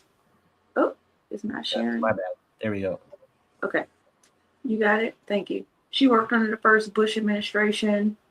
She has claimed that the U.S. has built secret underground cities, not for us, but for the uber rich, to the tune of $21 trillion. They were like siphoning off the money from, let me see, I need to make this bigger. Well, she's also got, there's a video she came out recently making some claim about there's like a 50 trillion missing money from the, is it the global economy, I think? Yeah, they were siphoning off money from, I forget, like the Department of, was it housing? I wonder if they show that in this article. But it's like, I don't know if you call it money laundering, but it is a theft of epic proportions, you know. Right. Dang, I can't find it. Maybe I'll bring this back up another time, because all this just made me think of this. Right. But they were basically siphoning money that was supposed to go to the American people to build these underground bunkers. Now, I say all this to say,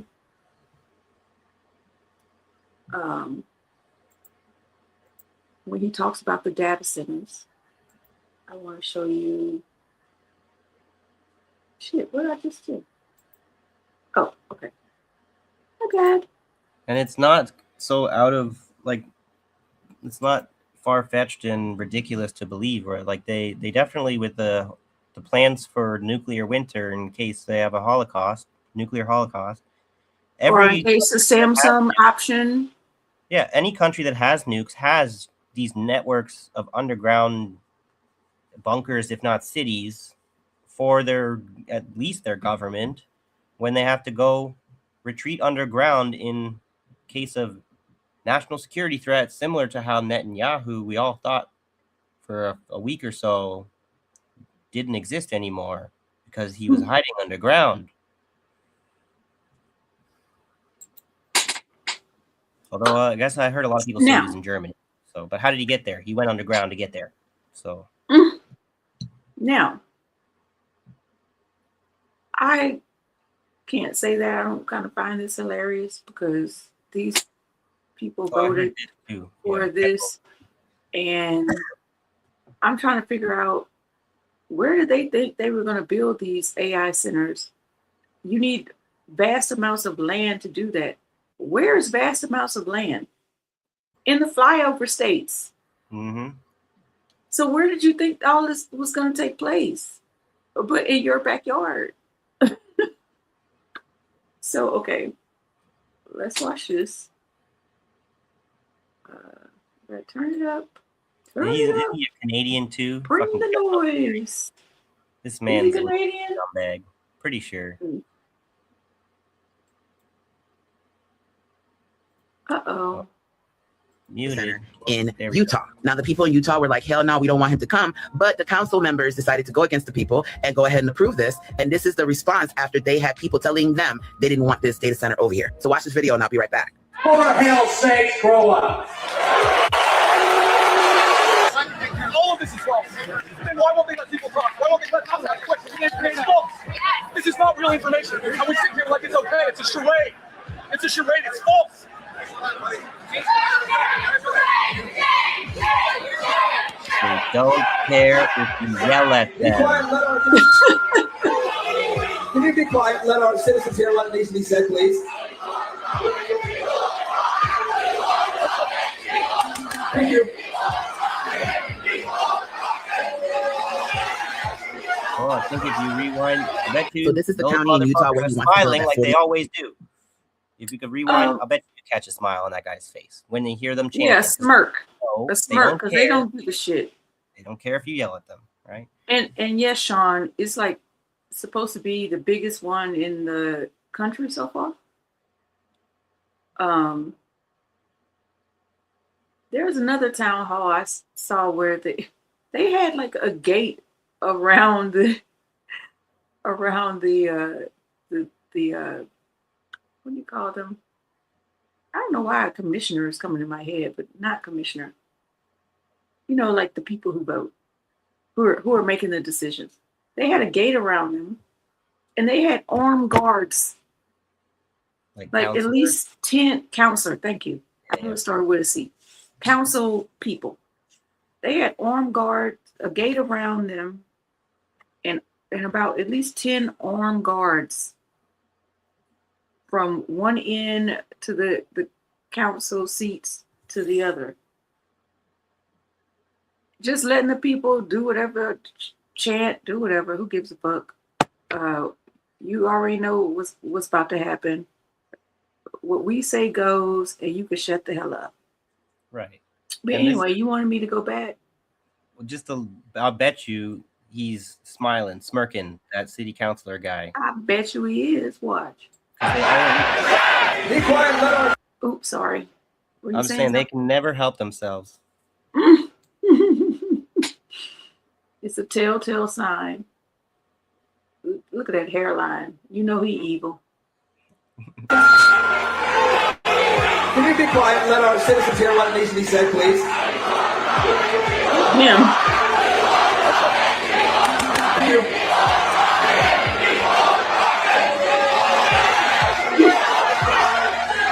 So this is the county in Utah where he wants. It's hard to tell. It's a little too moving too fast. But I thought I saw a little bit of a turning up of the mouth. But that's hard to. I don't want to make that kind of. It looked like that to me, and they were like, "Let me just get my shit and walk off," because we had already said what we was gonna say, and it's already done.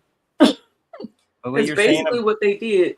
Yeah, what you're saying about they got like the wall of guards in front of them. They don't care. They let them say whatever. Like, this is what I noticed. We can't let them. Like, I've been doing court sessions on like Zoom, That's like a new thing that's become very normal now. That's not okay at all.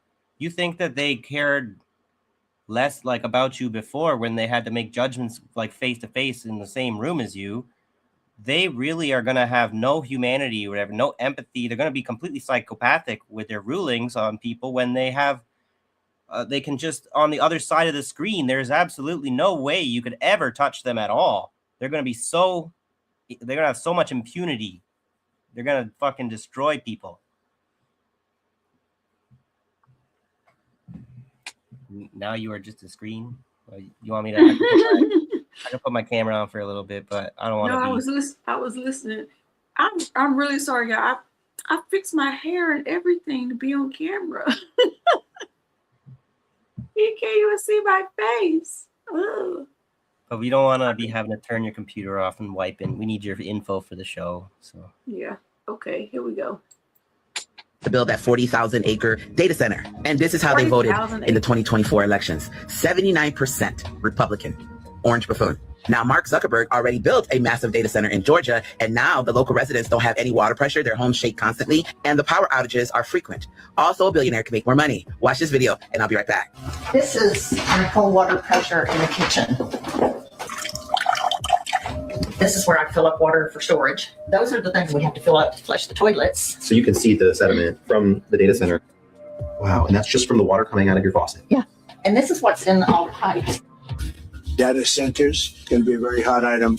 But data centers come with big costs, from light, noise pollution to the environmental impacts, to the potential rising costs of energy bills. These facilities put extraordinary demand on the power grid. And this is how Walton County voted in the 2024 election. 72% went to the Republican, the orange buffoon.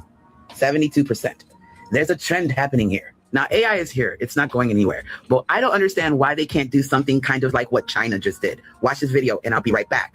China just switched on its first ever green power direct supply project for data centers. In Zhongwei City, a 500 megawatt solar farm is now feeding clean energy directly into one of the country's largest cloud computing parks. 6 of China's top 10 computing companies have already set up operations there, and one firm reports saving $14.6 million a year on electricity alone. When a 1.5 gigawatt wind farm comes online by end of year, the full project will generate 4.3 billion kilowatt hours annually, cutting carbon emissions by 3.65 million tons. This is Beijing's direct answer to the AI power surge: more compute, less carbon, and a new infrastructure blueprint for the intelligence age. So why can't they find ways to make these data centers not impact the environment, not cause residents problems?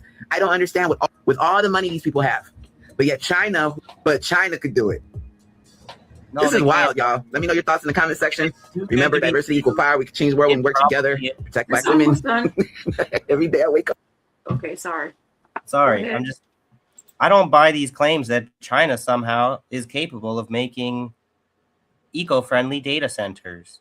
Where do you get all the minerals to build the computers where even if you run it on clean technology or clean energies, like renewables instead of fossil fuels, you still need to do all that extractive mining. You still need fossil fuels to do all that extractive mining, whatever. It's not nearly as ethical or holistic or environmentally friendly as they make it out to be. There's some propaganda going on there, right? Or I should not say it's just, it might not be as worse as what we do here, but it's not that great either. It's probably better to some degree because America it is better. Of course it is. Like, and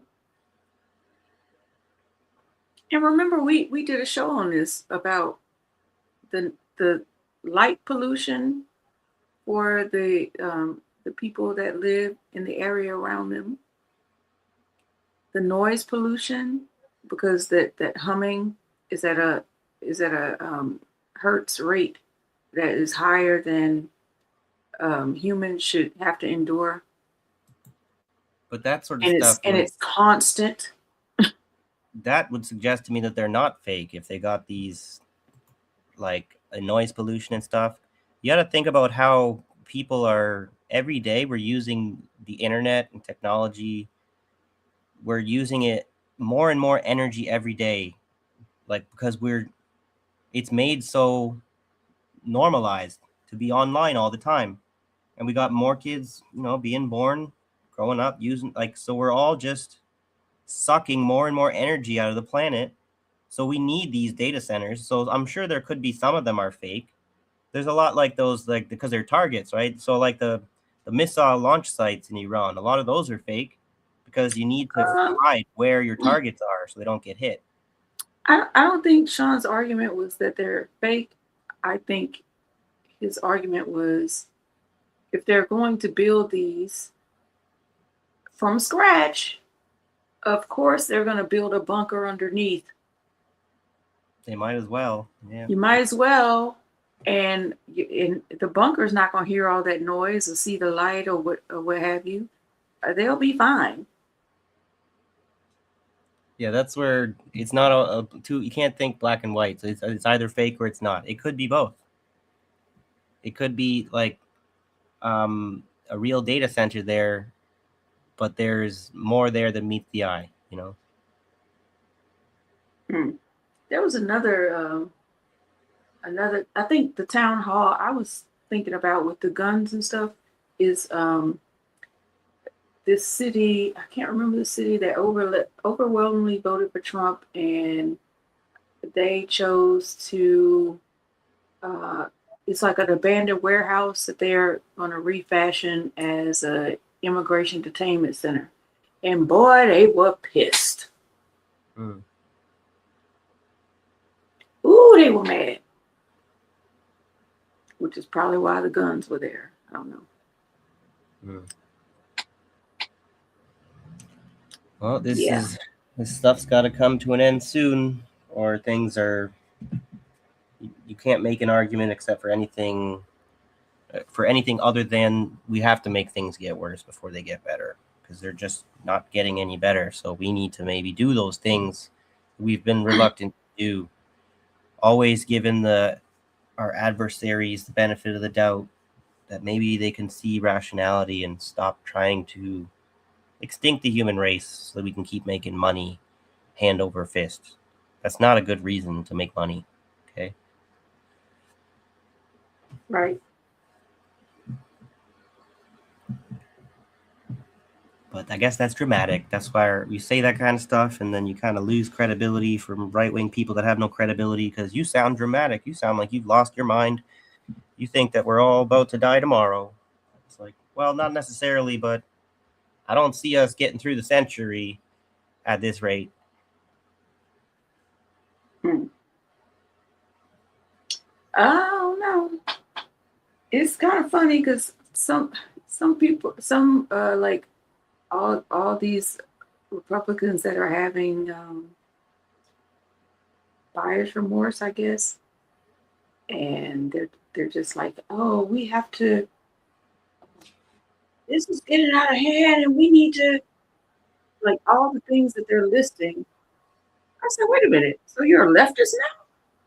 You just went full communism.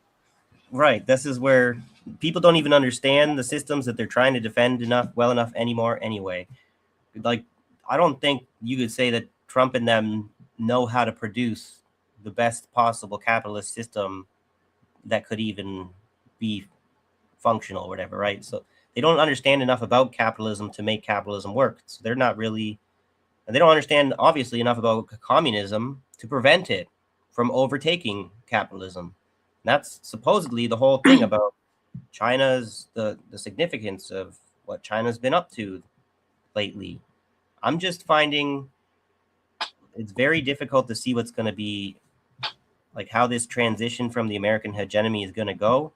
And I'm concerned with what I see with Russia's neo-Nazism, with China's neoliberalism and technocracy since like the Deng Xiaoping transition. That to me is, if they manage to defeat the US, they might manage to bring down American imperialism, but I don't know if that's at the same time also initiating like a path to socialism. There's some very valid critiques I've been finding about this modern China not really living up to the Marxist-Leninist ideology, but that's hard for me to make a claim about that. I haven't read enough of the theory, you know, but I'm listening, I'm watching podcasts of people who have done a lot more reading than I have.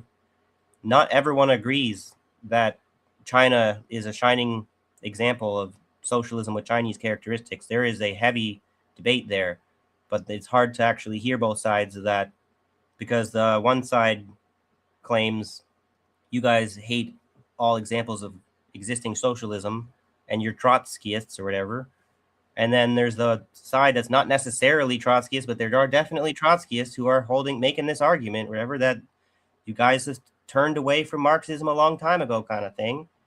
And nobody understands these arguments well enough to even know whether who's right and stuff.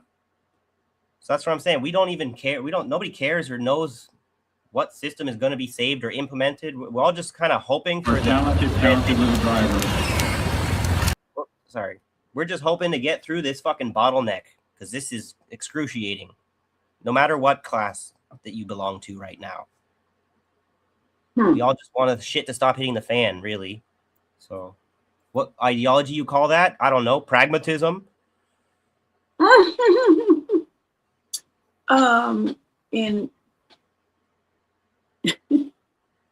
I'm not changing the subject.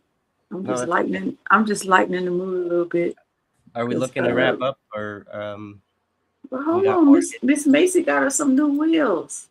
Oh, nice. Did Miss Macy share this? No, I just pulled it up. Oh. She's about to peel off. Go on, baby Macy. Now,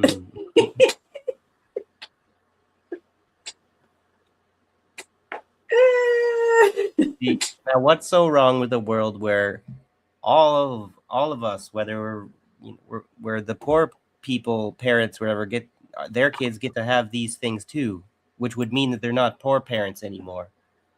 What a horrific world that we want. Mm-hmm. Yep. I love going to the track too, Sean. You ever been in a racetrack, Michael? No, not really. That's never been my thing. Oh, it's so fun. I guess, that's for us country folk. Yeah, I don't know. I'm not the kind of person who likes like the really loud. I don't like going to the bars where they're crowded. I wouldn't want to go to an event that's got those really loud car noises. Maybe got some autism. Well, you're supposed to bring your own earplugs. I guess I didn't know that. So it shows how much I. But Windsor's actually like a big car enthusiast. We're like the auto city because Detroit was like auto city or whatever. Yeah, you're supposed to bring an earplug. So I'm supposed to be into all that stuff. The leftist environmentalism stuff makes me like, how do we celebrate that as a culture when it's toxic as fuck?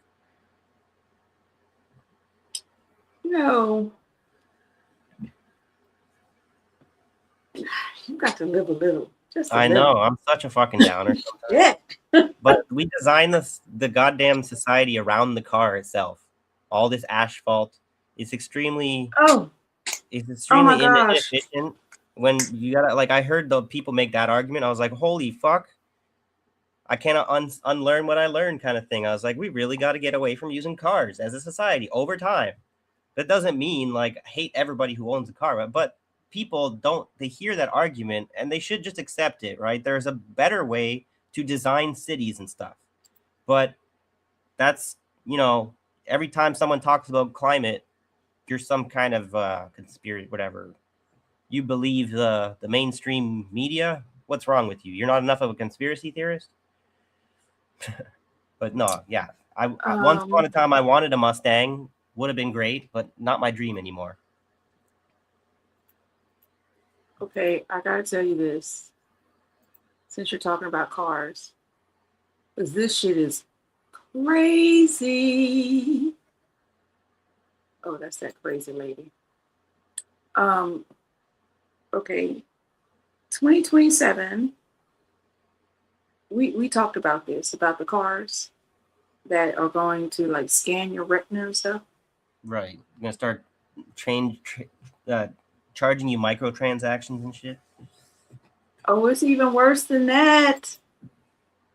It's even worse than that. Because they actually already started doing it. Who in the chat is from the U? Dang, Jacqueline's already gone. You're gonna use your car to arrest you. Yeah, they're turning them into cop cars because they scan your eyes all kind of shit. And they will turn your car off and come pick you up. Yeah. Now, unfortunately, this is Jimmy Dore, but this is important because this woman, this American woman, she was and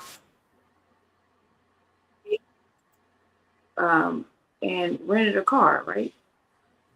And the lady was like, "Oh, because this technology has been in the UK since 2024, I think." So she thought she was all excited to get a brand new car. Because they said, "Oh, we got a 2026 for you." She said she was trying to get onto the like highway. She was trying to merge, and the gas just like she kept hitting on the gas, but the car wasn't moving. It was like slowing down. And on the dashboard, it said, "We can't see your face, your eyes." The hell you need to see my eyes for? Your face? Hmm? So she wasn't allowed to drive the car because the car couldn't see her face? Couldn't see her eyes, basically. Like, I think she probably was like slumped over to look to see, you know, instead of just looking at her. Some of us are like this. We don't just use our what do they call them? You know, them little windows on the side, mirrors on the side mirrors. Yeah, that's so crazy. Why'd I have to? I said windows on the side. Hi, Black Life. So she probably was like looking over to make sure she could merge. I'm like that too. Sometimes I don't trust the side mirrors. Hi, Indy. What's up, Indy? And the car just was shutting off on her. See, that's social engineering stuff that should be illegal. No one should ever want them to have the power to socially engineer us like that. Especially like you right-wingers who are all about your freedom of speech, freedom of movement, freedom of everything, except for your vehicle into a cop car. Like anywhere. This is crazy. Unfortunately, I have to show this from, well, I'm not going to say that. That's not nice. It's a Jimmy Dore video. We've been going this whole time with black on the screen. Oh, it looks so bad. Oh, shit, I forgot about the back. But look, Indy, we had a lot of fun with Care Bear and I call him Panda Bear. What was that, last night? Yeah, that was fun. But here, let me share this because this is crazy. And he brings up some of the stuff that I was talking about when I was saying, how is this going to work? Like, what if you're in a rush? Like you have someone in your car that needs medical attention and you're driving maybe a little more erratically than you would because you're trying to get to the hospital. Yeah, there's going to be shut your car off? Damn, you're dead. There's going to be no such thing as extenuating circumstances, according to the computer. Right. Or what if... Get this. Sorry. Yeah, I would just say, before we get playing that, looks like Indy's doing a bonus show tonight at 10 p.m. Eastern, 7 Pacific. So if you're interested... Oh, yeah, we're closing out soon, so we'll be there. Yep. And I'm sure we're going to see the usual suspects in the chat there too. We'll have fun. Okay, so here we go. This Ford technology patent doesn't just watch you. This one puts you in jail. So your truck is not yours anymore. It's not your truck. Let's watch. Come on. No. Now imagine there was an emergency outside the truck, an accident, something terrible on the ranch with a chainsaw. And I jump in this truck, but the truck, it won't shift into drive. Why? Because the cameras and sensors inside this cab won't let it shift because it detects my eyes are big. There's a lot of emotion. There's some panic and it doesn't feel that I'm fit to drive. Now that's not science fiction. That is happening because Ford just filed the patents. Ford actually has a series of patents down at the U.S. Patent and Trade Office that deal with the sensors and cameras inside the cab of their truck. And if the sensors in that truck determine that you're not fit to drive, that truck will not actually shift from park to drive. Now, they already have a system called telematics, and that's where they can actually pull up cameras in real time inside the cab of what? I said, who needs a breathalyzer? their fleet vehicle. I was going to say also. Now, they actually already have a system.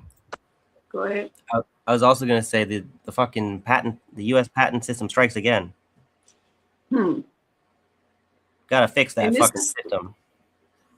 Okay, but it's already in the UK. It's too late, I know. But this patent system has been fucking us over for decades now.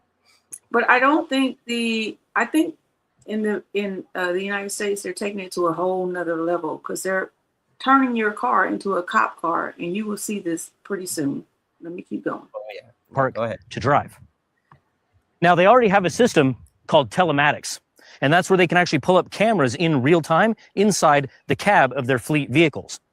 Now, they actually market this to insurance companies because the truth is, this is really about who owns the data and who owns the liability. Now, your name might actually be on the title of this truck, and you may have paid for it, but you don't own it. Now, Ford didn't file just one patent. They filed a stack of them, all within. Now, before I finish, when he said you don't own it, that's very important because. So they make you think you own your truck, but you actually don't, or the data. Well, you'll see why in a second, but that's also very important because they are trying to convince people that they don't need to own anything anymore. They said you can lease your refrigerator, like everything is supposed to be continuously pay us. And then you could upgrade almost like a phone. Own nothing. Be happy, which I hate. Own nothing and be happy. I hate what they've done with that because really that should be a communist slogan. That's kind of what it's meant to be, an anti-communist dog whistle. Meant to make us think that owning nothing could never bring you happiness. What actually functioning, moneyless, classless, stateless society, if you own something, that's not what that would defeat the purpose, right? But what it's done is it's reversed it in our minds. We're supposed to identify the good solution with the worst problem. But their own nothing is turning communism upside down on its face. Exactly. Into capitalism.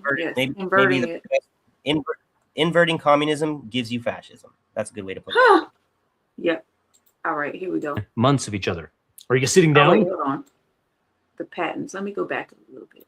Just one patent. They filed a stack of them, all within months of each other. Are you sitting down? Get this. This Ford technology patent doesn't just watch you. This one puts you in jail. Ford filed a patent, serial number 0104469, where the system takes your biometric data, your face, your iris, and your fingerprint, and it runs it through a criminal database in real time. While you're sitting in your own truck, think about what that means. You wake up one morning, you walk out to your driveway, you climb into a vehicle with your name on the title, on property with your name on the deed, and before you go anywhere, before you've done a single thing wrong, your truck is already running your face through a law enforcement database. Man, this reminds Ford's own patent language describes this as potentially useful for police. They wrote that. Ford wrote that into the patent application. So the question isn't whether this technology can be abused. Did you ask me to pause it? Yeah. This reminds me of something I heard about what Mexico's doing, what he just said, with what the police can arrest you, whatever, with your car.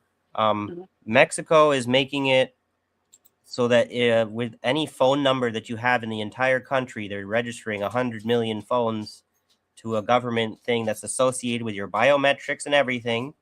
And so that if you want your phone to work, you have to have your identity, wherever your biometrics and everything attached to your phone, or else it will, by this deadline, it's going to be deactivated. And if you want a new phone, you're going to have to attach your personal biometric data that should not be something you're forced to give to anyone, right? This is insane. That's dystopia. Don't call yourself a socialist, whatever Democrat government in Mexico. You know what I mean? This is crazy. All right, here we go. I mean, I was just floored when I watched that lady from the UK, because it's already there. This is what's coming here. And it's coming, it's like on steroids here. Yeah, this is what we mean when we say turnkey tyranny. The key is being turned. Ford already told you who it's for. You just didn't know that you were buying a cop car. Now I'm going to walk you through a few of these patents. Lip reading, cameras inside your cab, machine learning trained on lip movement datasets, cloud connected, your face processed somewhere you'll never see, stored as long as they want. Acoustic lip reading, if the cameras aren't enough, the system emits inaudible sound waves and reads the echoes bouncing off of your mouth. You can't see it, it's just happening. Biometrics, your face, fingerprint, iris, filed February 2024, and it was published August 2025. This one is assigned a serial number because it's real. Ad listening, this is scary. It monitors conversations between everyone in the cab. It serves targeted ads based on what you and others are talking about while you're driving. Well, the social media, your phone already does that. No, that's the kind of social engineering they've already been at for a long time. But this is the kind of stuff, this is why people are being driven insane. You don't have the right to manipulate people's minds like that. And even if you had whatever, you think you can make whatever rights you want, the practical outcome of this kind of stupidity is destroying the minds of the people you're trying to make money off of by selling them ads. But I guess maybe their data shows that I'm wrong with this conclusion, that they can manipulate people into people they want them to be, and that's going to be perfectly fine. They're not going to go, like, it's not going to have any impact on their mental health whatsoever. It's ridiculous. Exactly. In Ford's words, oh, I just have to say this. Don't let them take your mind. Okay. maximum opportunity for ad-based monetization. No description of how that data is protected either. None. How about Ford Pro Telematics? Now, this one isn't a patent. This one is actually a product page. Right now, fleet managers can pull live in-cabin video feeds of drivers on their phones. Ford markets seatbelt compliance alerts with the explicit benefit of lowering insurance costs. They said it themselves. This is the infrastructure, and once the infrastructure exists, it's going to get used and abused. Now, Ford isn't alone in this. This is an arms race. Smart Eye driver monitoring software is already in over 2 million cars globally. The EU's general safety regulation mandates drowsiness systems as standard equipment going forward. GM deployed biometric seat sensors and heart rate monitoring in production trucks. Do you hear the... Is that crazy? Right, production trucks. And then Sean saying probably government fleet programs. So this is, you can, as a customer, you can choose to not buy this kind of thing. But if you want a job, you want to work in a company vehicle, you're not going to be allowed unless whatever you comply. So I'm not buying, I'm buying old vehicles. I'm just going to ride them till the wheels fall off. Shit. I'm not buying anything. I'm not buying anything past 2026. I'm just saying, I think my driving days are over. Sorry. I was not a bad driver either, but you know, they can't take away your freedom like that or whatever. And then people are just, because I need the convenience, or not even just convenience, whatever, but how am I supposed to get to work and everything? That's the thing about like having that purity fetish critique of people. The radical changes that we need to make are not really going to be possible if we get accused of being purists for trying to actually make a radical break from these problems that are like terminal problems. They're civilization destroying problems if we don't get away from them. And it's not hyperbole.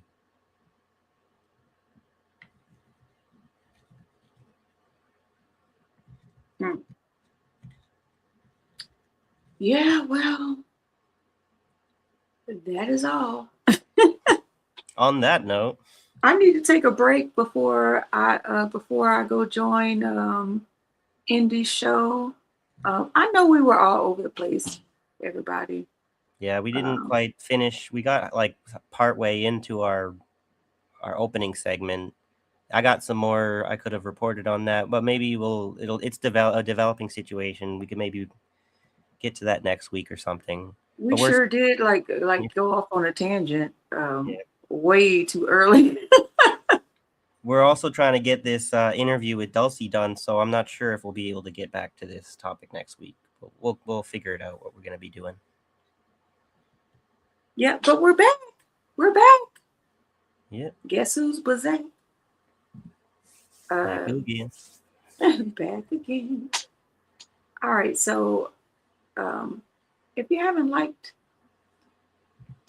already, please like, subscribe. You know all the things they say you're supposed to do.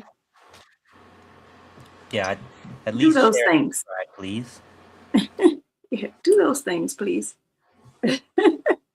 And anything else? Nope. I gotta maybe remind you to make a donation page thing, because I'm telling you that you gotta ask for some money first. But I gotta put up my Ko-fi one of these days soon. I gotta get some money like everyone else, and I hate that, but I'm not exactly achieving a feasible transition to anything. Like, I can't be the example to point to people like, this is how you should live your life, instead of being a capitalist wage slave, because it is not financially feasible for me to be living the way that I have been these past few months. Unfortunately, it's not financially feasible for us to continue being wage slaves, and that's kind of like the psychological rock in a hard place that I'm at. So, but yes, in the meantime, go fund support Natalia, her legal fight with ICE. Because whatever they're doing with this squabbling over the funding is one thing, but on the ground, we still got to be supporting those people caught up in this dragnet of insanity. So, unfortunately, neither Michael and I have a job, so our support is somewhat limited to spreading the news. You know? That's where I got to get working again, so I can begin contributing again, because people need it. You know, it's apparently the lesser of two evils to be working for a capitalist so that we can be funding, in whatever small way, those people that we're trying to support. So yeah, how about we say goodnight? Well, I'll see you on Indy. I'm gonna try to take a little nice break, check on my mom, do all the things I'm supposed to do, and then I'll get back on the YouTube. Make sure you take care of yourselves first. You know how they tell you. Oh, I'm sorry. One last thing before we go. Because when I said make sure you take care of yourselves, it made me think of Spirit Airlines. Because it made me think of, like you got to put the oxygen mask on yourself first before you help other people. Okay. Yeah. Which made me think of Spirit Airlines. It's really unfortunate, but hey, and everybody's trying to blame that on Biden, which is really weird because it was a Reagan-appointed judge that didn't allow the merger between Spirit Airlines, and JetBlue. Although your president said Spirit Airlines and People Express went out of business in the 1980s. I never even heard of them. Exactly. So, like, what are you even talking about? And it's just another clear sign. But anyway, The writing's on the wall. The Reagan-appointed judge said that JetBlue could not buy Spirit Airlines, and the reason for it was Spirit Airlines was the only low-cost airline in the industry, and if the American people lost Spirit Airlines, then the prices would go up exponentially for all the airlines because they don't have a competition anymore. So that was his purpose for not letting JetBlue merge with Spirit Airlines. Right. So that's the kind of thing that this CFIUS thing I was talking about. It's designed to protect the economy from that kind of a hostile takeover business. What I've been finding, though, is that they're the only country they really seem to be actually using the blocking of the foreign investment is China. But what about like when Israel buys up a bunch of or Germany buys up a bunch of like businesses that leads to a monopoly situation that creates an untenable antitrust situation, right? You can't just be, that's like, it's like the fucking genocide tribunal, whatever you call it, the Court of Justice, how they only seem to be the ICC and ICJ. Yeah, they only will arrest an African dictator and charge them with genocide, but for some reason they can't apply their rules to everyone fairly, because that's the only way they work. Otherwise, your rules aren't rules. They're just exceptions. Well, They're double standards. Global right? white supremacy. Yeah. I don't know why this. I don't know why it's so hard for people to But to admit it and admit it and see what's right in front of their fucking eyes. That first step of denial is just, there's a fetish for it, you know? Yeah, it's really weird. So anyway, I just wanted to say that just because there's all these people blaming Biden for Spirit's downfall, which is not fair. I can have my own criticisms of Biden, but I don't have to lie. Like there's plenty to be upset about him for than to lie on him. Like it's not necessary. Yeah, that's just like people who in Canada blame Trudeau for the mess that Canada's in, or how people in the West in general are just blaming Trump for the problems of the global economy, and everything will be fine if we just get rid of this one bad actor. No, the Spirit Airlines, whatever's collapsing long before Biden ever had anything to do with it. He maybe just whatever gave it the little push of air that knocked it over, you know? Well, they said they couldn't afford the jet fuel. And the craziest part of it is there were these Black investors that wanted to buy Spirit Airlines. Instead of selling it to them, they decided to go under. That's some bullshit right there. They shouldn't be allowed to do that. That's weird. If somebody wants to be buying your company, I don't think you should have the right to say that I would sell it to somebody, but because your skin color or whatever, I'd rather see it burn. Like that's some bullshit. Well, they're not going to say that. They don't say it out loud, right? But that's where you ought to go prove them through their circumstantial evidence. That's why I hate this fucking justice stuff, because it just turns into a he said, she said fucking circle jerk. And I was just trying to pull it up so you know that I'm not lying, okay?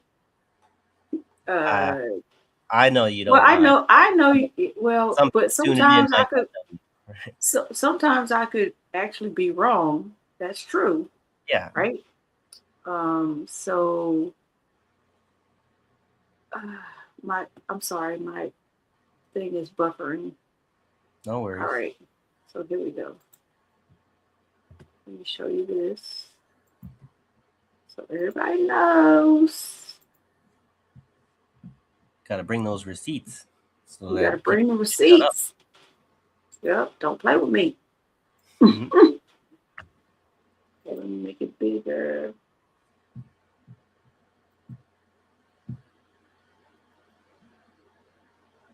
Is it pulling up?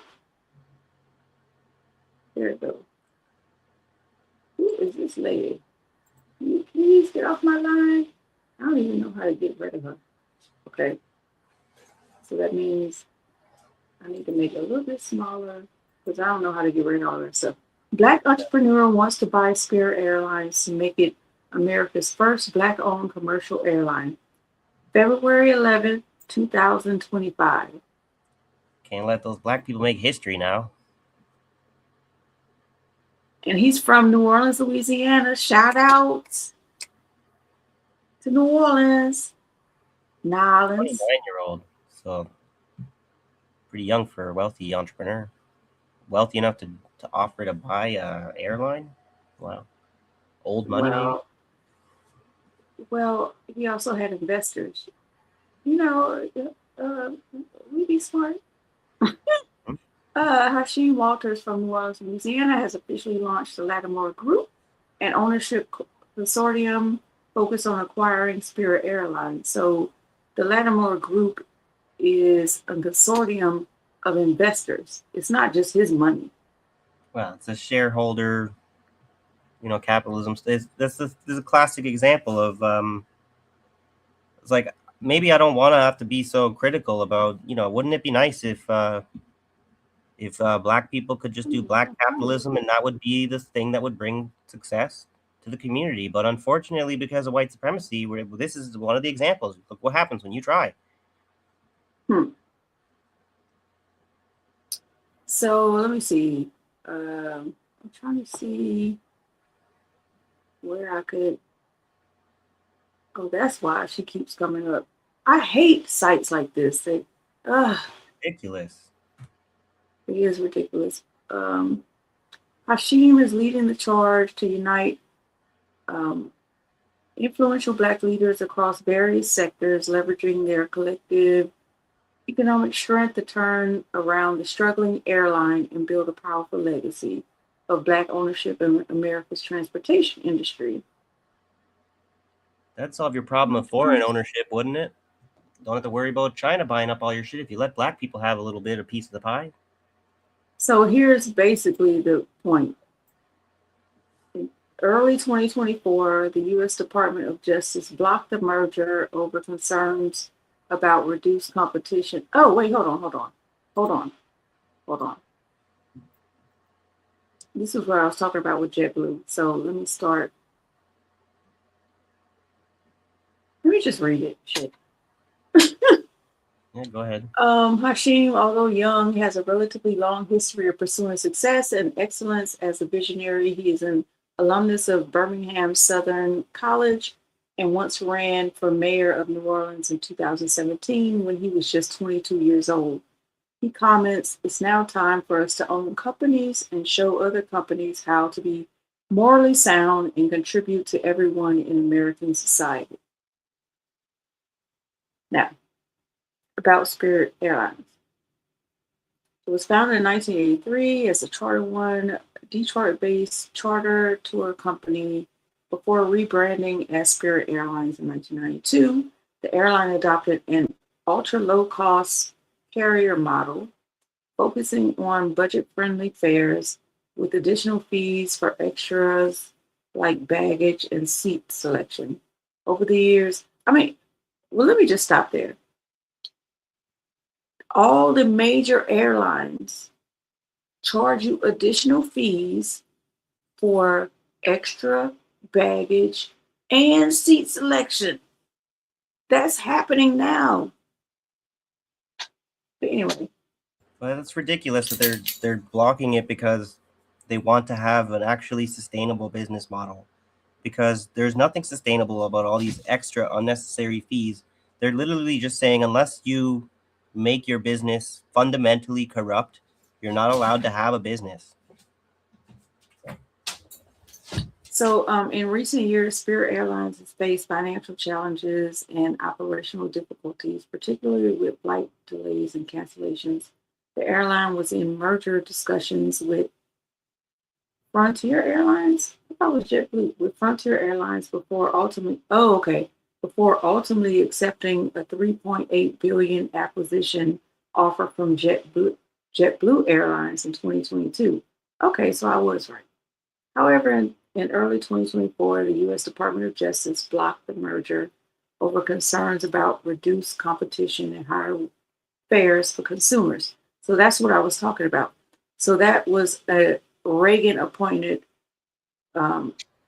person. That's so bullshit because that's exactly the environment you have right now: reduced competition and high fares. Like that, I forget how many you got. Like 5 airlines, or like they're owned by like 5 people or whatever. It's like the newspaper with airplanes. With the deal now scrapped, Spirit is focused on restructuring, improving its operational efficiency, and navigating a competitive market amid rising costs and industry pressures. So that was in February. But now that was 2025. So now we see what happened. We should maybe try and cover, maybe on Tuesday, we could talk about the airline industry because they are so fucked right now with this Iran crisis, Hormuz Strait situation. All of a sudden, everyone's hair is on fire. Okay, I'm sorry. I know we were trying to get out of here. It made me think of that, and I just wanted to throw that out there for everybody, especially since, just one of my brothers out here from Louisiana trying to do big things. Got to give him a shout out.